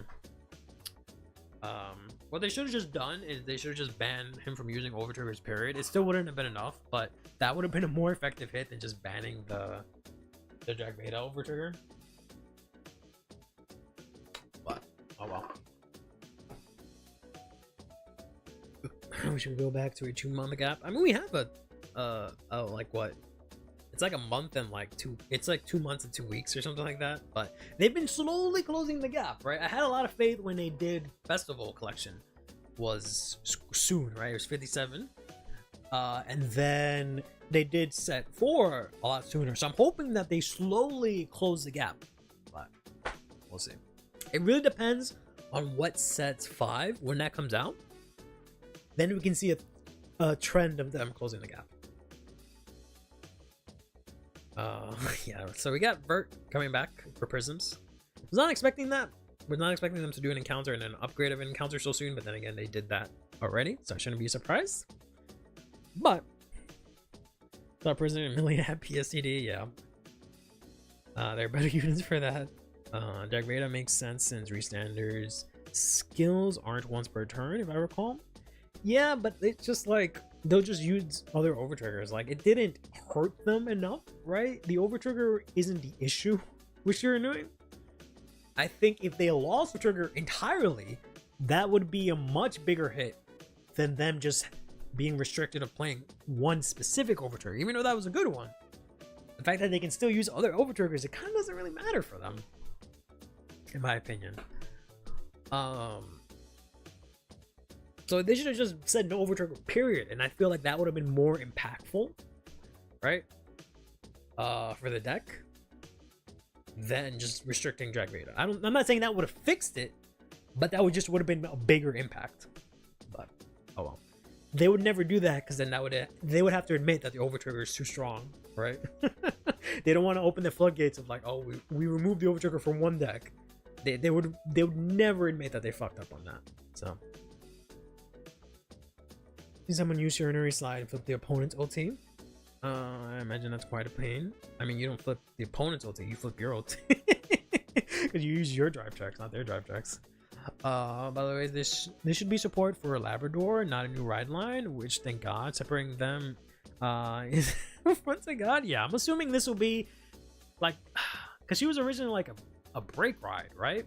I don't know. They've come out in like a bunch of different versions. So my understanding is like these were like super broken in V, which is why everyone's like panicking, having PSCD about this, right? In the original version, I don't think this did anything. I think these were kind of ass, if I remember correctly, at least from Vanguard 0, right? And I think this was just a break ride, right? So I'm assuming these are just going to support them in that sort of way, which is cool, I guess.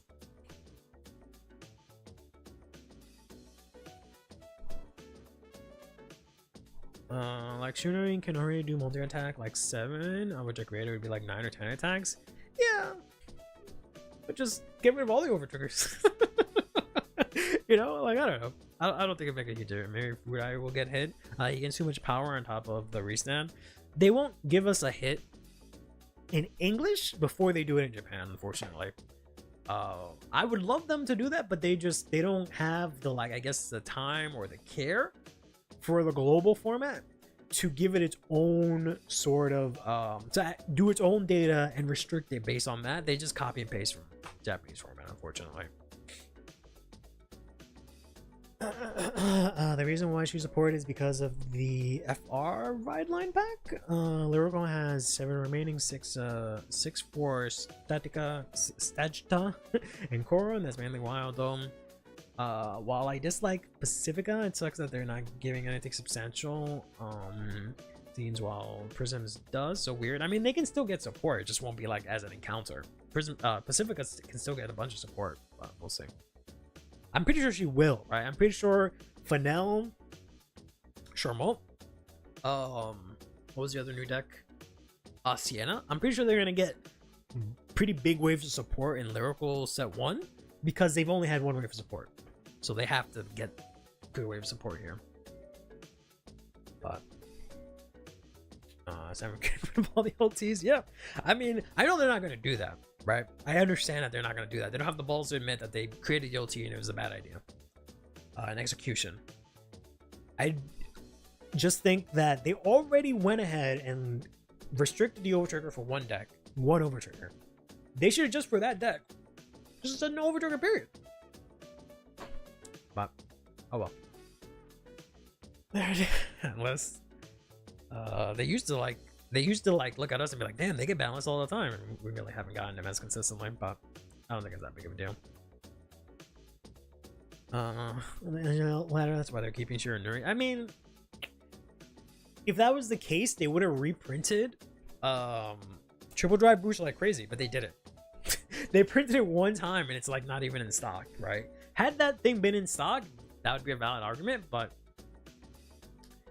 it's just they refused to massively print that one set that sold like hotcakes, right? Because it had a bunch of crazy shit in it in terms of like value because of all the high art rarities and whatnot. But they did a super low printing of it, so can't be that, unfortunately, because they just hate money sometimes.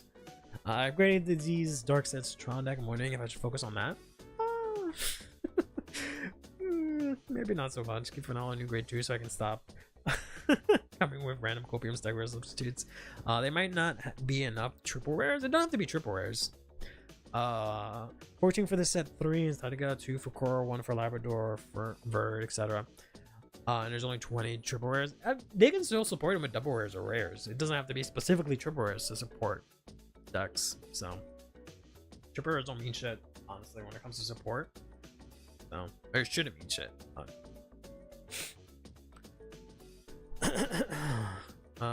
Three guys at my locals devoured all the triple drive stock in one day. That's every local everywhere. It was gone in one day.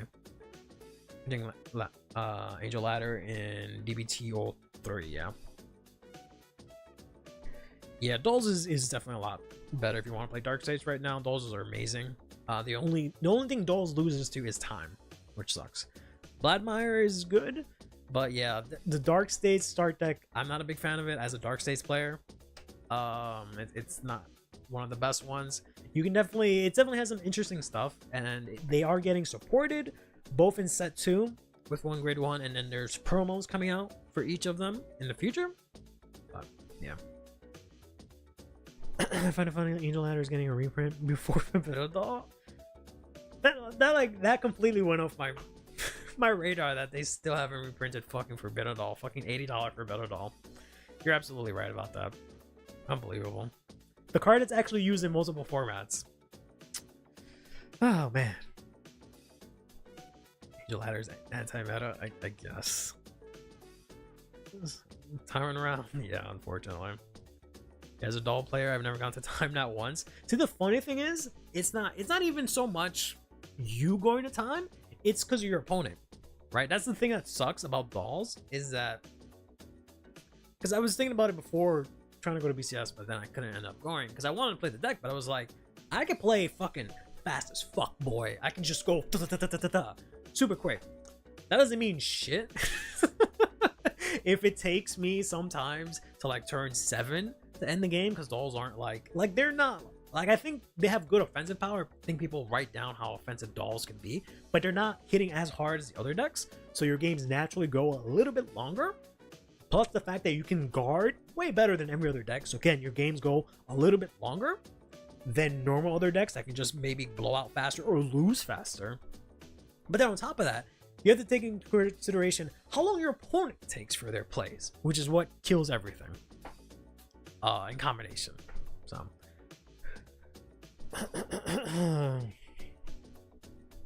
oh.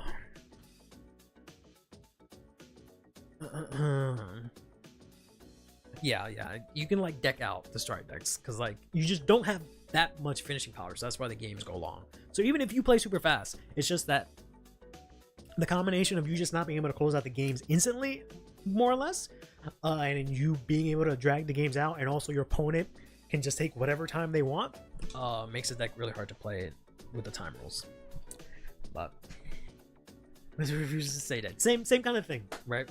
That's the only reason why Raziel isn't like number one, is that it just it just loses the time essentially. Otherwise, you would just be able to like deck out your opponent constantly. Same thing with Luard. He would just sit and just make you deck out, but they also have the super strong offensive side as well. But yeah, so we're getting Prisms. More importantly, we're getting Coral. In set 4, which is really important because I feel like this set was kind of mediocre so far. All of the dress ups haven't been crazy strong or impactful so far, so they really needed a good encounter or something to like make the set sell. Coral is definitely part of that, because now I actually have a reason to buy this set, and also the art looks amazing. But yeah, I'm super hyped for Coral. Switch just timers and clocks are needed. Yeah, I honestly would not mind that to an extent, but I feel bad. Raziel is the only competitive option. He's only a competitive option because of the dog promo. If you take it out, it's pretty dead in the water. Mechanically, I think the deck is still solid, but the dog definitely does some lifting. It's impossible to apply. How is it impossible to apply? Every mobile or every game version of a TCG has a chess timer. Every version has a timer, right? You play Master Duel, you play Duel Links, you play Deer Days. There's a timer on your turn. You can't have an infinite turn, so it's very possible to do. But second favorite Coral art for me, maybe. I just really like the art. It just looks so great. Can someone remind me why is people calling Coral Burger King? Is that a meme about? Is there a meme about it? I think it's just I don't know. Maybe Brawls or someone else can expand on this, but I think it's just because the artist drew her once eating a burger, and that's it. I think that's all there is to it.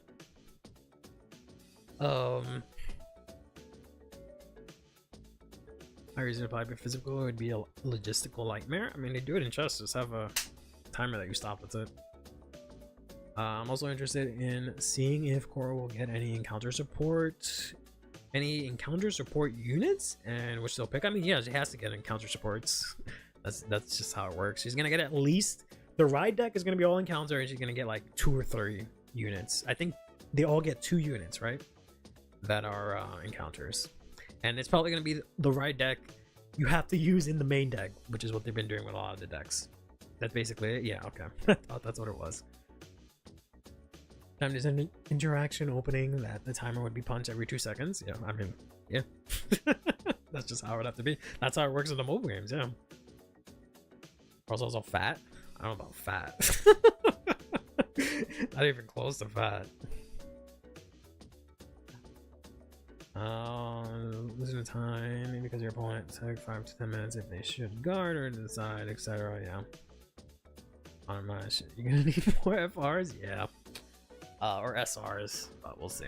So yeah, Coral's back. Love it. We also got this amazing news that, first of all, I've been struggling to see this shitty reprint. So we're getting reprints in set 4.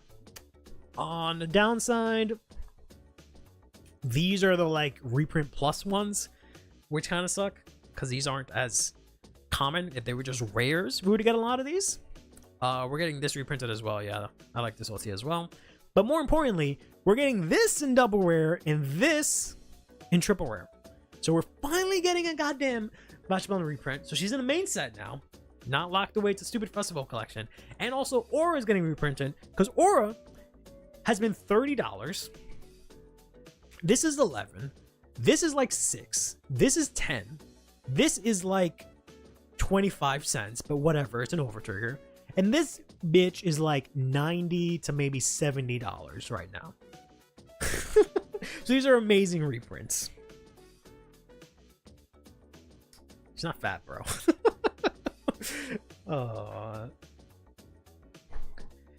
Let's see the triggers. I don't know about that, man. I don't have any faith.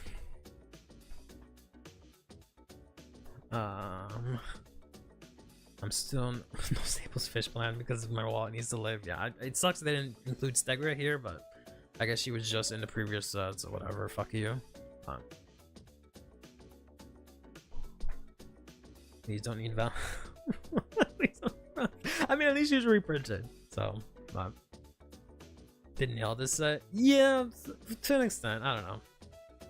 There are rarities that mess up the ratios. Yeah, they've done it before. I don't know how, I think it's better now, but it's definitely not rare level ratios where it's like every pack you would get one of these or something like that, which sucks. So these are a little bit, this is like somewhere between double rare and rare, I think, or something like that. But I think they come in foil. I don't know. I can't really tell you for sure, but I know these are not the same rarity as R, right? They're definitely not R. They're RE. So we've had REs in the past, so you'd have to look at the pull rates at those and see how it compares. You're so tight on Soul you cannot afford to run a single Soul Blast cost, so that's whatever is entirely not runnable. I don't know what deck you're talking about. There's like 30 decks in Lyrical, so I don't know which one you're talking about. Keep in mind that there's 20 triple R's in this set, so the ratios are already pretty bad. Yeah, unfortunately. That would Soul that I'd want to try the older. Want to try that order that puts 3 triggers into Soul? Yeah, that order has been in my mind for a bit. It's kind of funky. But yeah, this set is gonna be kind of rough. I feel like just getting a case just for the fact that I'll be able to have enough of these, and enough of these, right, as well as Coral and everything else. But so far I don't know if it's worth it. But that's it for what they revealed yesterday. The presentation was fine. You know, I feel a lot of people were disappointing in it. I think it was a fine presentation. Had they kept the Stride deck reveal in it, I think it would have definitely boosted it up a little bit. But they spent a lot of time on the anime. They didn't show anything too crazy. But I think that's fine. I'm okay with them not showing a lot of stuff. So, yeah, I'm just glad I'm back too. That's just for lyrical sets and they're on the same nation. Yeah. Hopefully it's the last time we have something like this, but like I said, hopefully this is just like, I shouldn't say the last time. Hopefully this is just once a year kind of thing where they just support lyrical in mass and then they just support them in the main sets normally. But whatever. Sorry, Dex Deck, we were real, they would have been on the floor by the end. Yeah. That's what I mean. That would have given that everyone would have just lost their shit. They would have revealed that in this stream. But because they didn't have anything crazy like that. You know, it was kind of whatever. There wasn't anything like super. The craziest thing they revealed was the, no joke, Coral and Vashball and reprints. That's it.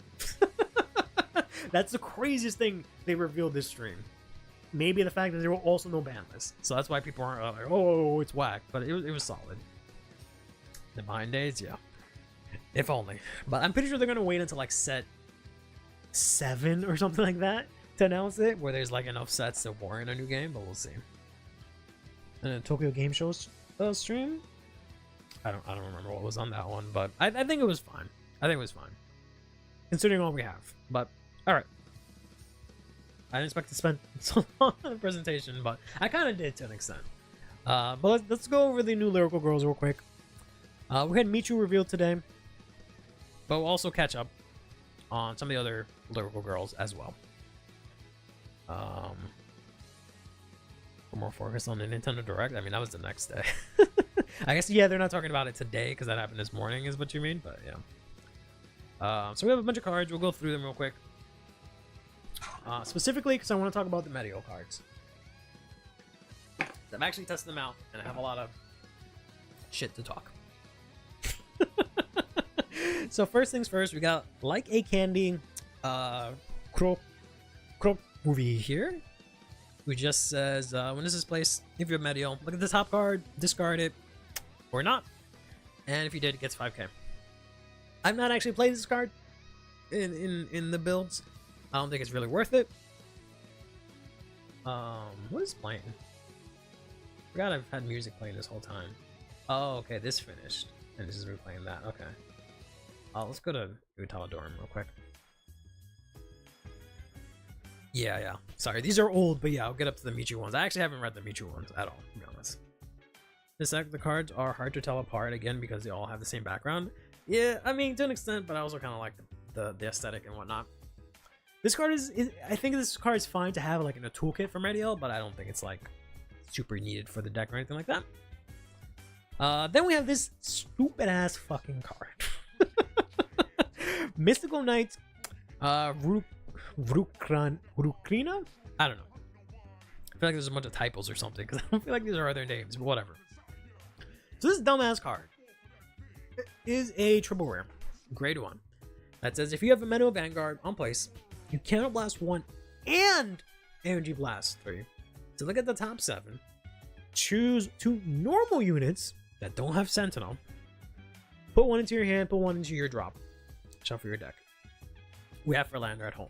This is not Philander at home. This is fucking fake ass identity theft, garbage ass Philander. I hate this damn card so much. So damn much. Because of the fact that Medial as a deck does not plus. Right? You want to run the deck as essentially Zorga, where you just call stuff from drop, they get crit, and you attack with that, keep your hand. But she generates no hand advantage. She draws 1 card, and that's it. So, the only way the deck can actually plus is this stupid card that costs Counterblast 1 and Energy Blast. So now they don't even let you play the Energy Cyclers, right? Because you want to play this every single turn, essentially, right? To thin out your deck, get your pieces and whatnot. You can't even do that. On top of that, it's Counterblast 1. Medio now is thankfully Counterblast 1, Soul Blast 1, but now you just can't run any other Counterblast stuff also because of this damn card. And then on top of all of that, you can't even get a PG out of this. Zorga, since like set 1, can bring a PG back from drop, right, and add it to hand, or set 4 or whatever. But Medio can't even add a PG, right? We have Luard, we have Raziel, we have all these decks doing all these shenanigans with PGs. But if fucking Medio got a PG, it's the fucking end of the world. Like, if Medio got a PG for playing a card, Counterblast 1, Energy Blast card, that's like the biggest shit in the world. Apparently. Come on.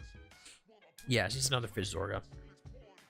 Triple R is going to make the Medio deck out so fast? No, not even. It's not, because you're not even going to be able to play it often. That's the other issue with it. It's so cost heavy that you can't even play this as much as you think. You're thinking that it's like Philander, where you could just slap this down and actually get the cost to go off. But you can't.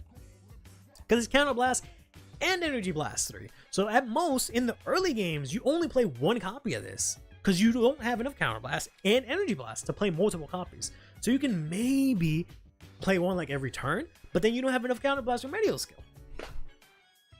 So, if I'm reading this right, this is Counterblast, Energy Blast to draw 1, yeah. Essentially. And then also you set up drop, right? In theory, it sounds good, but it's just not. It's really not. That some guy, user ones, he kept using Bashfalon and had no soul to freestand. That's stupid. Don't use Bashfalon in Medial, it won't work out. So yeah, I've tested this a bunch. This card pisses the hell off of me.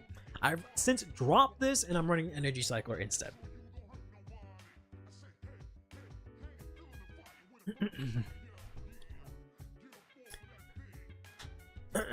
For this card, if you do look at the top 5, bring 2 to hand, discard the rest.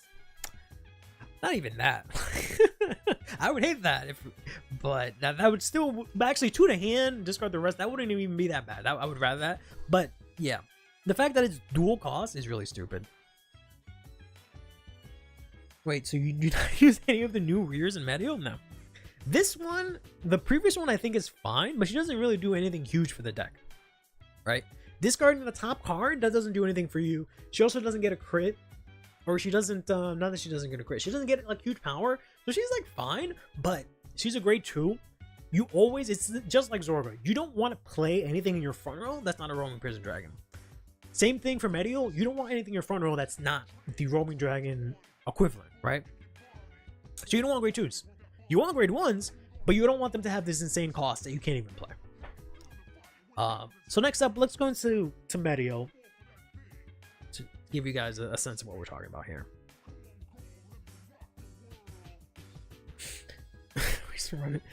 It's still resource heavy, especially Soul. Yeah, it's not super resource heavy. You just can't spend your resources on anything else. That's why the order, you can't use orders in this deck. Can't play order. You can't even play Elementary in this deck. So first skill, it's a dress up with the original Medio, which is whatever. You never want to ride the original one ever, but it counts as it.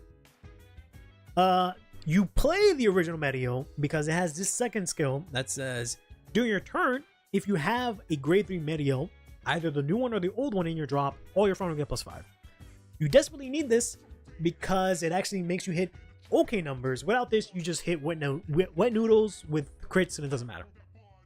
So that's where you know, this bimbo becomes a little bit better because you can look at it and like you have more discard targets, right? So you can discard either the Flower Girl or you can discard the Medio to then power up, right?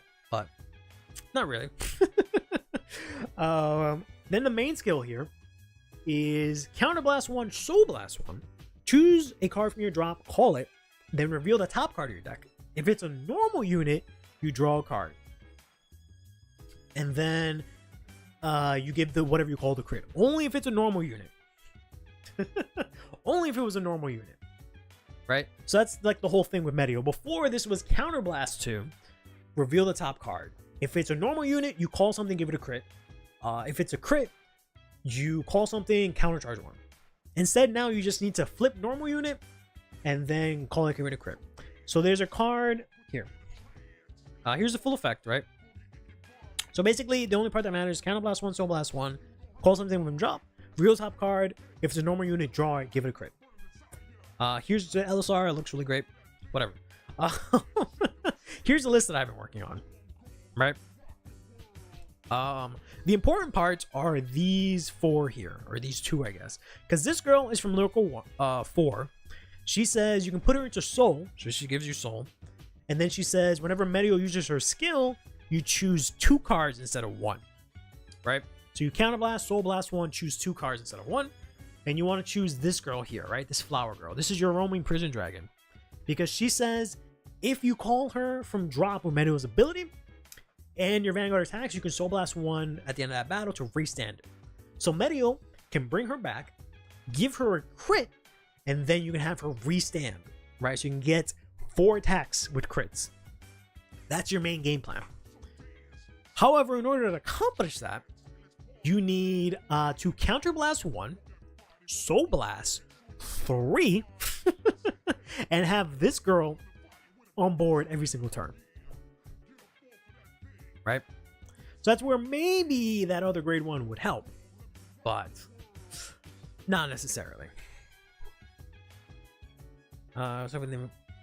God damn you. I wonder how many OG Medios are you running? 2 or 3? I've run 2, which is fine. I'm running 3 here because I took. I was using the Wallista line, messing around with that, but I kind of like the original Medio line. You can go to the Wallista line, and then only play 2 of these. That's what I was playing originally, but I kind of like this a little bit more just because it gives you a little bit more consistency to discard to see this. Yes, I know 50% of the time you're going to just discard crit over trigger or whatever, but this just gives you the consistency to go through your deck more, but, yeah, and get it in drop. Bimbo here, not a joke. Yeah, I know. We have Bimbo here as well. Final turn board is still 2 Elise. Yep. You still need 2 Elise. So that's not always going to happen, unfortunately. So, yeah. What happens is what I'm doing here is typically what I end up having to do is I will play Elite or Nolia and then put her into Soul Blast her out, and then just call her again and call the 1 Elise that I have. So she still gets a crit. She doesn't really do a lot with it. And then if my opponent doesn't attack into it or whatever, I get to use this effect again to put into soul. The other thing you can do is you can call Recess here, right? So if you use her, so you use her, put her, you use her, put her into soul. Then you use this to call this. If you don't have another one, you can call this, and then you can give her 10k. So she can actually do something with that crit. And then this is still technically threatening because she still has a crit if you can get some power behind her with all these 50 million grade 1s that we're playing here.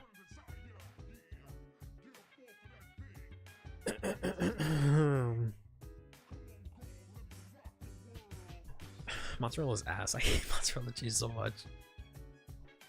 Like if you're running Juliana, people forget that she supports Meteor, not just Fortia. Yeah, so we're running her because you need the power. You need grade 1s, right? You need a bunch of grade 1s because these are always going to be your grade.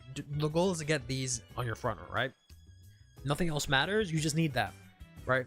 There's no other card in Lyrical that is better than this to have in your front row for Medial because it restands with a crit. There's just no better option. So that's your ultimate game plan. So we have to make her big.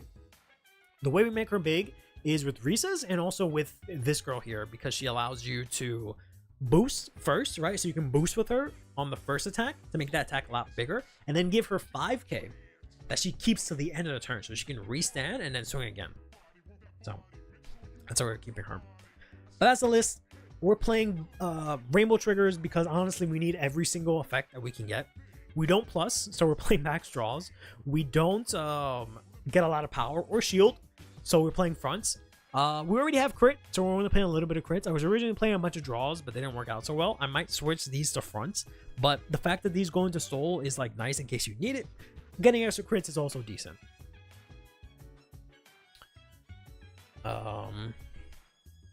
No lyrical or purple OT. The lyrical OT is okay. Purple OT you're never going to use because presumably you're always going to have ideally you're always going to play this and call 2 cards in the front row.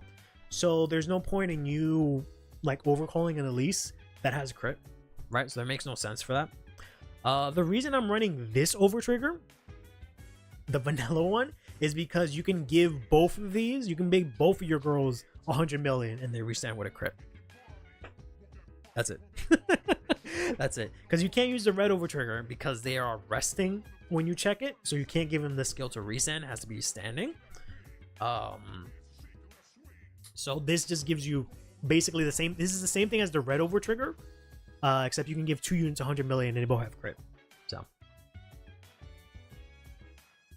this deck feels like it has a game plan, but all the support to it are trying to jump through different hoops. Kind of, yeah.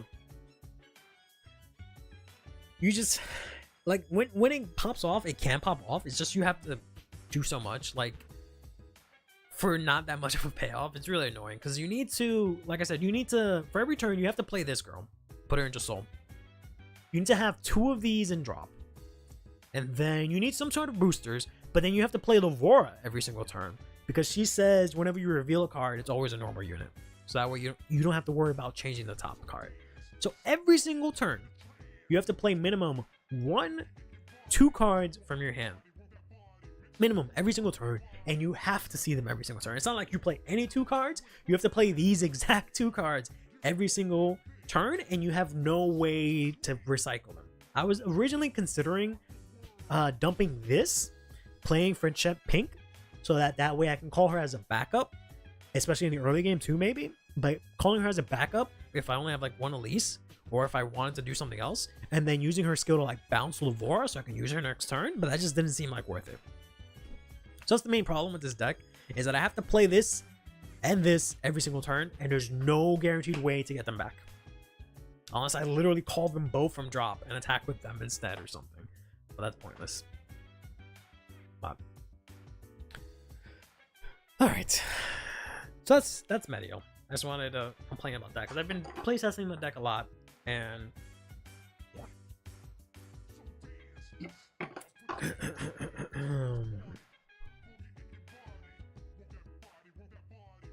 Alright.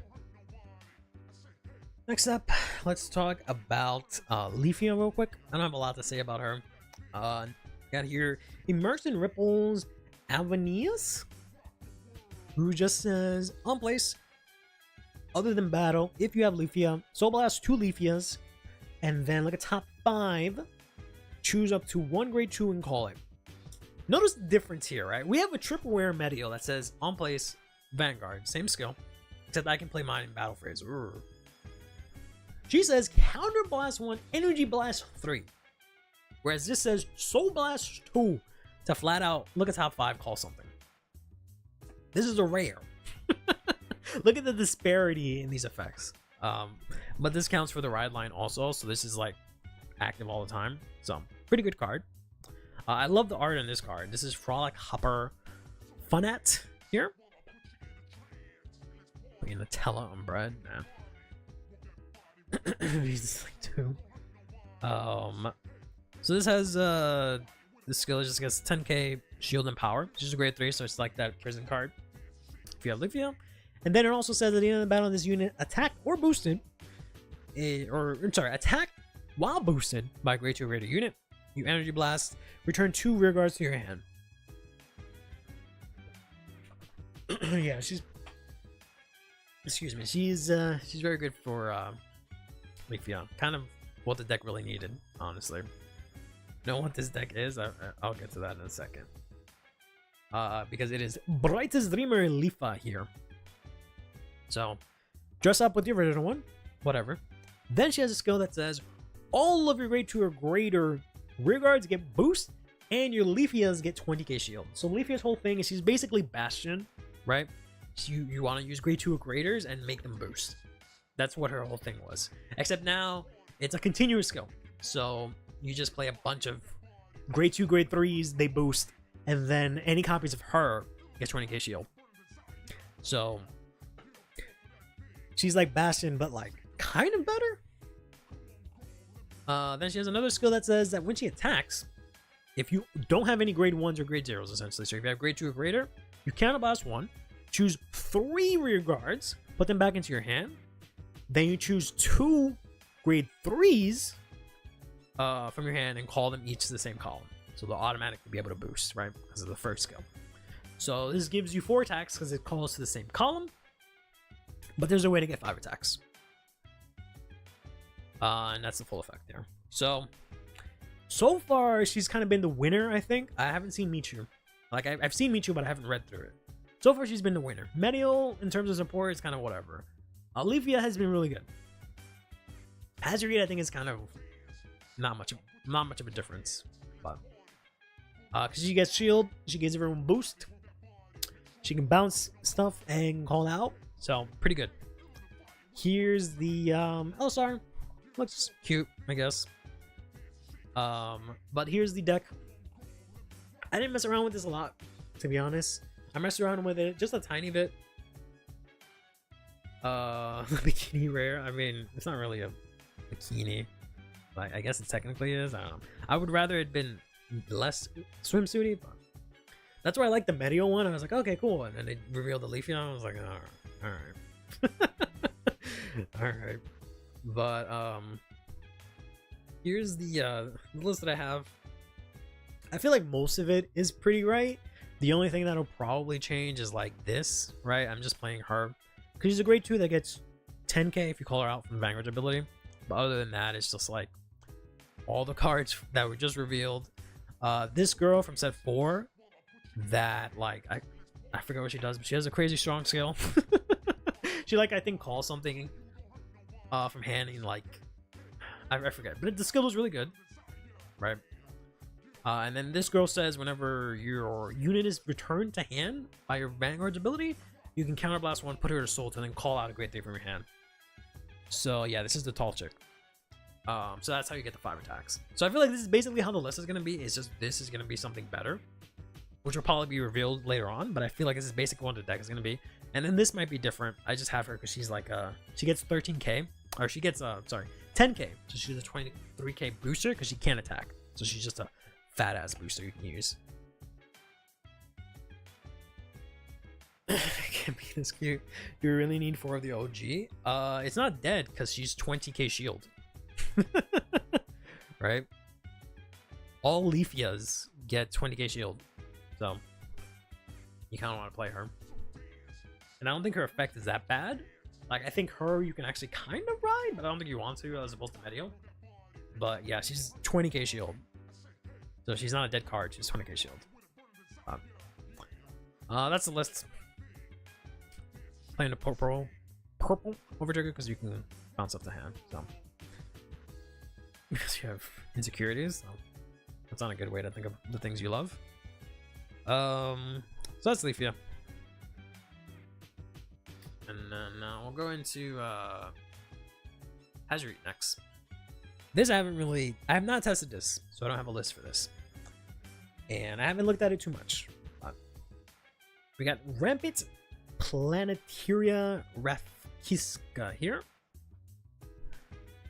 Is Strider already outdated for Leafia? Who is that? Who that?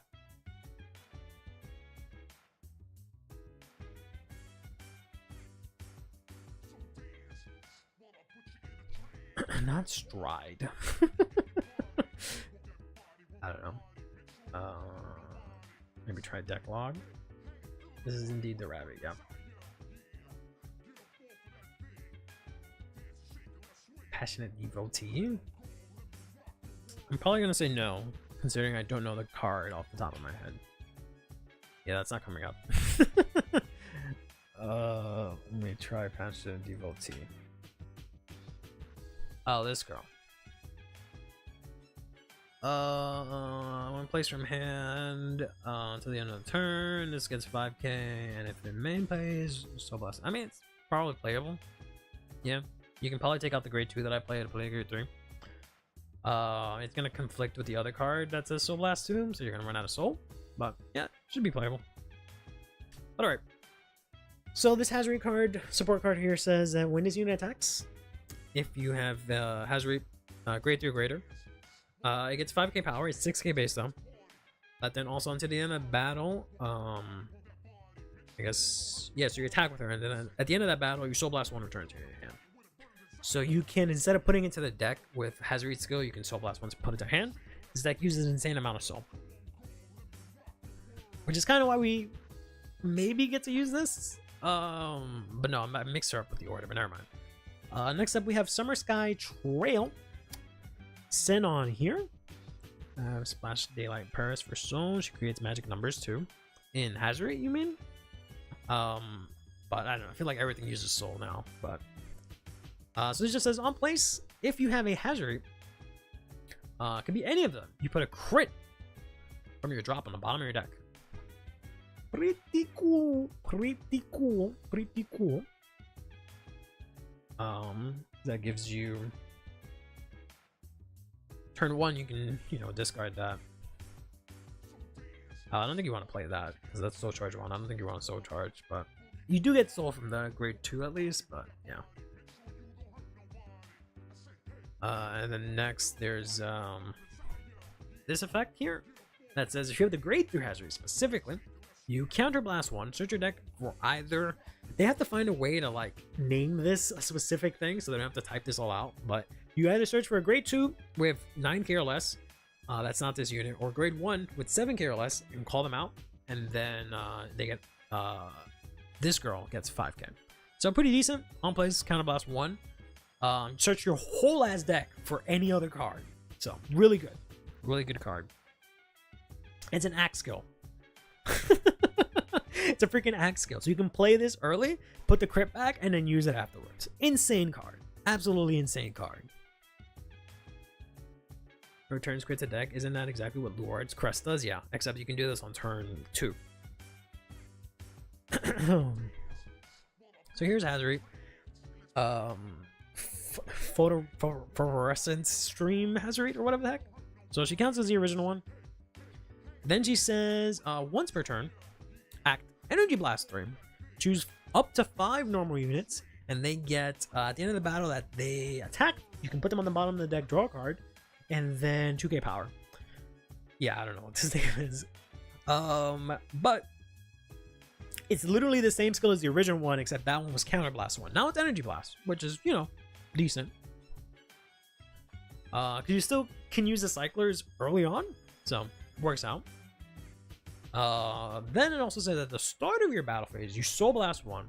To the end of the turn, all of your other units that are either A Hazard, B grade 3s with 12 or less, grade 2s with 9 or less, or grade 1s with 7 or less, can attack from the back row center column and get 5k. Which is kind of strange, but what you would do is you would attack and you have this one card that lets you swap what you have in the back row center and put it in the front row, so that's how you would get like 5 attacks. But now you can make an attack from the back row. I don't know how this works out per se.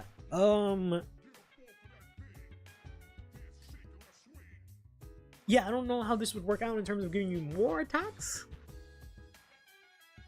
Maybe it's that you just don't need that grade 1 anymore. I'm not entirely sure. I'm not super familiar with hazard rate, but it can just give something the ability to attack from the back row.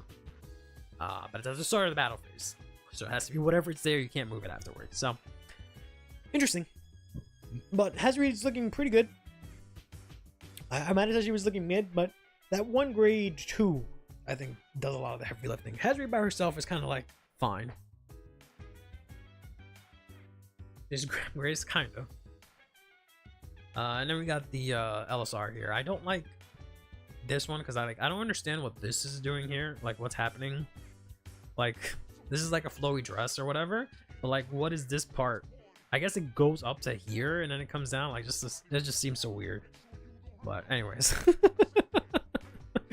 Then we got the last one here, which is going to be for Michu. So this is from just this morning, right? Finally caught up. Took forever, but we've caught up. Yeah, there's gonna be so much more fish. So get used to it. Learn to like women. You don't have a choice for the next month. We got Starry Sky Lucetta here, who is actually a good card except for one thing, I think. So she says auto on rear once per turn when a cannonball is put from drop from order zone. Michu does this all the time. You can put a grade 3 card, could be that same cannonball, on the bottom of your deck. Tap this, get 10k. Pretty decent, except for the fact that it's a grade 3. That kind of kills it, I think, but I don't know. This deck is also confusing. Michu's is like super easy to play. Don't give me ad revenues. Michu's super easy to play, or I feel like, but next up we're back here waiting for this day. Refrika here. So this one's interesting because she is basically the ride skip cycler that we got all as promos for the glitter cards. They just actually, no, it's not her. Is it her? Yeah, it is her, right? Yeah, it is her. But they just get it in the main set as a double rare.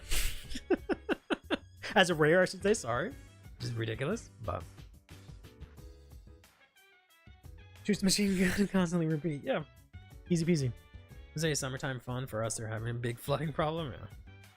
Yeah. The quick cross epics have to rely on promos for the ride skip. She just gets it as a rare. Yeah.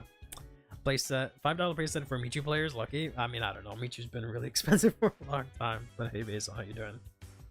So this says, when this is placed on rear, if you have an all set up in your order zone, which you always do, the grade 1 of the ride deck sets it up for you. It just searches it out and plays it. So you just have this. So on place, you Energy Blast 3. You can actually play this in other decks, which is kind of funny. Because I play, I used to play for a Petroka.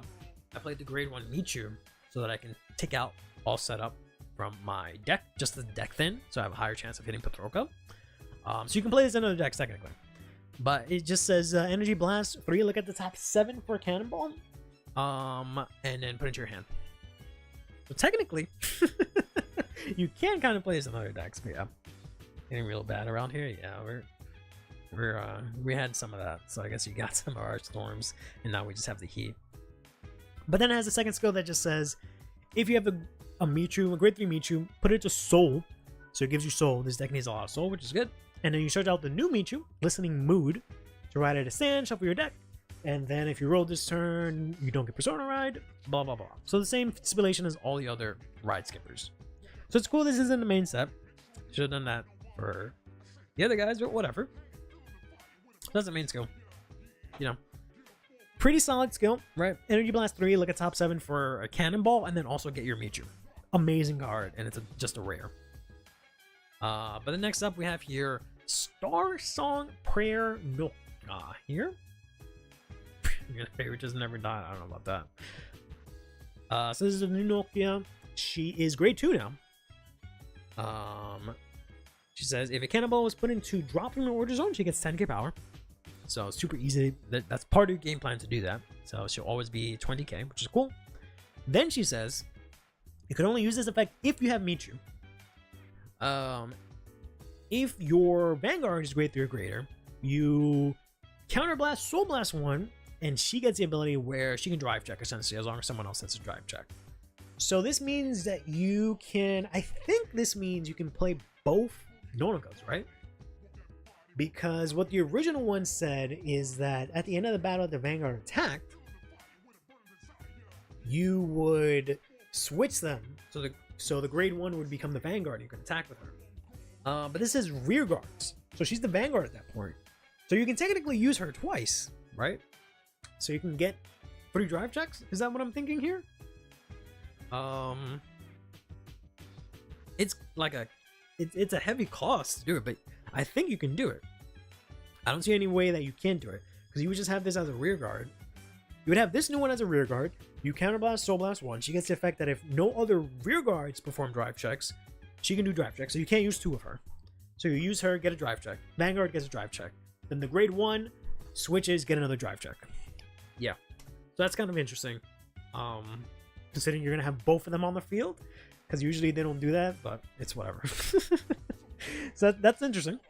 It's super costly because it's already Counterblast 1 to switch, so that's the Counterblast 2 Soul Blast 1 play, plus whatever the cost for like the other stuff, but it is 4 drives. So yeah, it's pretty neat. And she's also grade 2, so you can intercept with her. The grade 1 can come back from drop. She was kind of like a Maple whenever you played in order. Kind of sucks that this one doesn't come back from drop, but it probably would have been really strong if this first effect said come back from drop, so I guess I get it. Then finally we have ourselves Michu.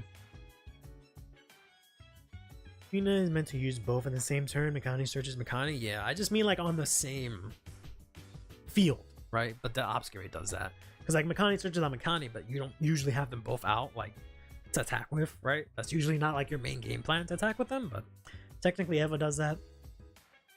And technically, you know, Thagri does that, but I don't know. I just kind of assumed they would make you not do that because it's kind of weird to have the same unit technically on the field at the same time. But anyways, that doesn't matter.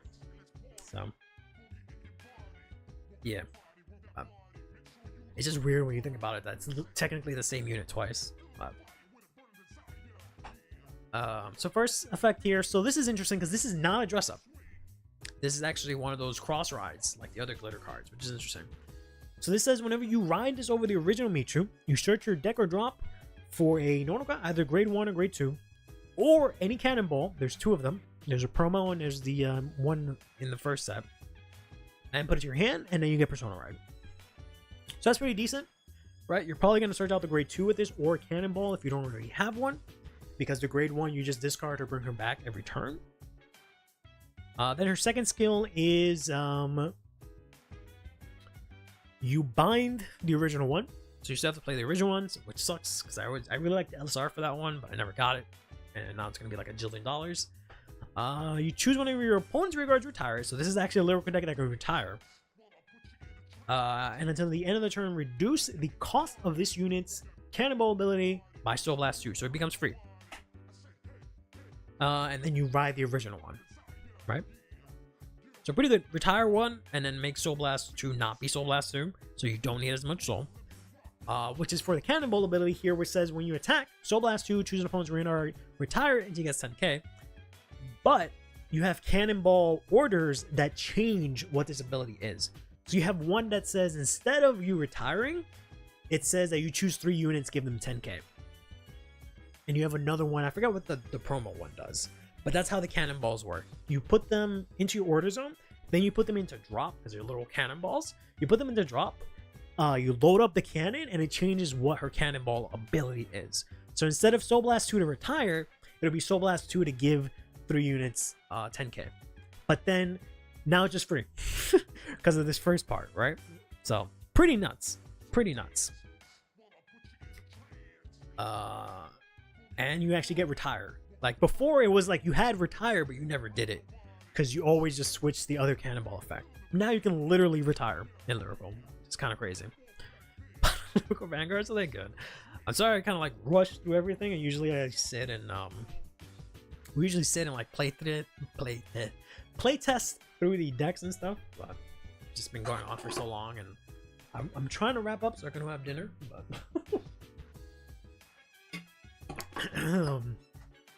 yeah, they do indeed do things. They do a lot of cool things. This new grade 3 means we no longer need the promo order, not the cannonball, but the other one. Yeah, you don't need that at all. I mean, you can still technically use it to counter charge, but I don't think you'll ever need that now. You get better. That's not a bad idea, actually. No one really played the set 3 lyricals around here, which sucks because they were really good. KFC. I don't really like KFC. It's too greasy for me, honestly. But yeah, now that I've actually read this is actually really cool. Michu's looking really good. I don't know how it does in, you know, how it plays into like the current meta, but in a bubble on its own, sounds really good. Hazard seems solid. Leafia, I think, still Lafea, whatever the hell, however the hell you say it, still seems like the winner. Well, Michu's I think stronger overall. Lefia's second. Hazard is third, and Medio is still last. For now. There's a possibility that they'll release like a generic that helps Medial, and then that'll boost her up a lot if they help her just be more consistent. Can't be worse than McDonald's. I mean, KFC is more greasy than McDonald's. So yeah, Lutetia and Kyoka, the ones I actually play, we're getting them next Thursday or Tuesday. I forgot which one, because this Thursday we're getting Coral. So I think next Tuesday we're getting both of them and some generic card. So next Tuesday is gonna be wild for me because I actually play both those decks. But also, the LSR art is amazing. The only thing I don't like is that her eyes look a little weird. Something about it. But it's the greatest art. Core will be the strongest, possibly. So we get both. Yeah, we get both Kyoka and Lutetia. It's crazy because I play both those decks, so it's funny that they combine the two of them. The egg they serve for breakfast. McDonald's has any egg in it? Probably not. Trying to pick up Michu because she's currently hasn't price spiked. I mean, the only thing you're gonna need so far, the deck hasn't changed much, right? So you definitely need the old support, but you're definitely gonna need the old Nonoka. I don't know how many copies of it. You need 1 copy just of the Michu, your wide line. The grade 2, sometimes they play something else, and then the cannonballs is really what you need. I think Crash Bash on the artwork. Crash Bash. Kyoka has that 2 support promo and Lyrical 5 support. Ghost Girl. She's not Ghost Girl. She's the demon girl. Ghost Girl is Felty Rosa. She doesn't get anything. She doesn't get shit. Kyoka gets everything. Oh, but yeah. Kyoka I'm super excited about playing set 2. Alright. I had one more thing that I want to go over, but we'll save it for next stream. I'll stream Thursday. Well, it'll be a little less frantic and more chilled because I won't have to catch up as much. But apparently, we have translated and released why there was no ban list, right? And reasons for it here. But I can go into more detail. We can discuss it in more detail next stream. But if you guys want to just look through it real quick for yourselves. I mean, Ogre, yeah, she's technically an Ogre. Sure, new choice is ridiculous, yeah. Kind of silly. I'll talk about it more on Thursday because I want to actually pull the numbers and see how much Shiranu has actually topped to see if this actually makes any sense. And then we top 8'd our BCS last year? That's insane. Ghost Girl getting ghosted indeed. But same again, Diva and Messiah were a problem. I mean, Messiah was never a problem, at least in English. Gandiva is a different story, but Gandiva was weird because he was the most used, but he didn't start topping consistently until like a while afterwards. But so that's that. We'll talk more of that on Thursday, as well as Coral, and then we can finally maybe do some CFA testing. We haven't done that in months. We'll probably do that as well. But all right, That'll do it for this stream. Sorry for rushing so much at the end there, but I'm hot and hungry. We'll hopefully be a little bit cooler and fuller on Thursday. It was a fun time. Glad you're streaming again. I'm glad you were able to stop by. Appreciate it a lot, Blank. For some reason, CFA keeps glitching with Thursday updates. Like, they don't do it on time. But, yeah, it'd be nice if I can play Coral on time. That'd be nice. But yeah, thanks a lot, everyone, for stopping by. Sorry that, you know, I haven't been able to stream in a while, but I'll at least stream Thursday. I know the plan is for, like, July for me to go back to being consistent.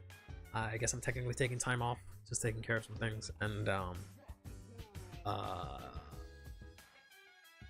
July will be when like videos and stuff start coming out more regularly. But also, I keep putting it off, but I'll talk about it Thursday also. But I haven't forgotten about the Discord. I have it already. I was gonna release it sooner, but then, you know, stuff happened.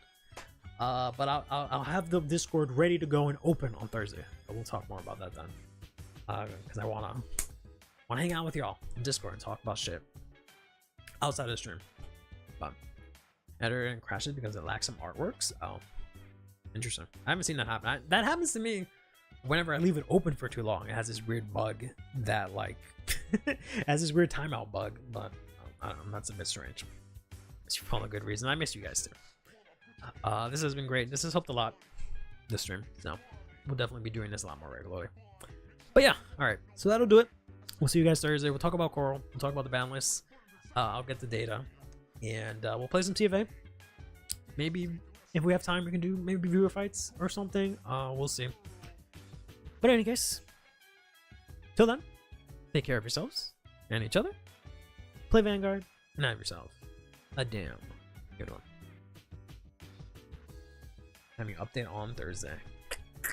There haven't been a lot of updates on Thursday, I guess. I just haven't run into that. Maybe just need a new install. I don't know.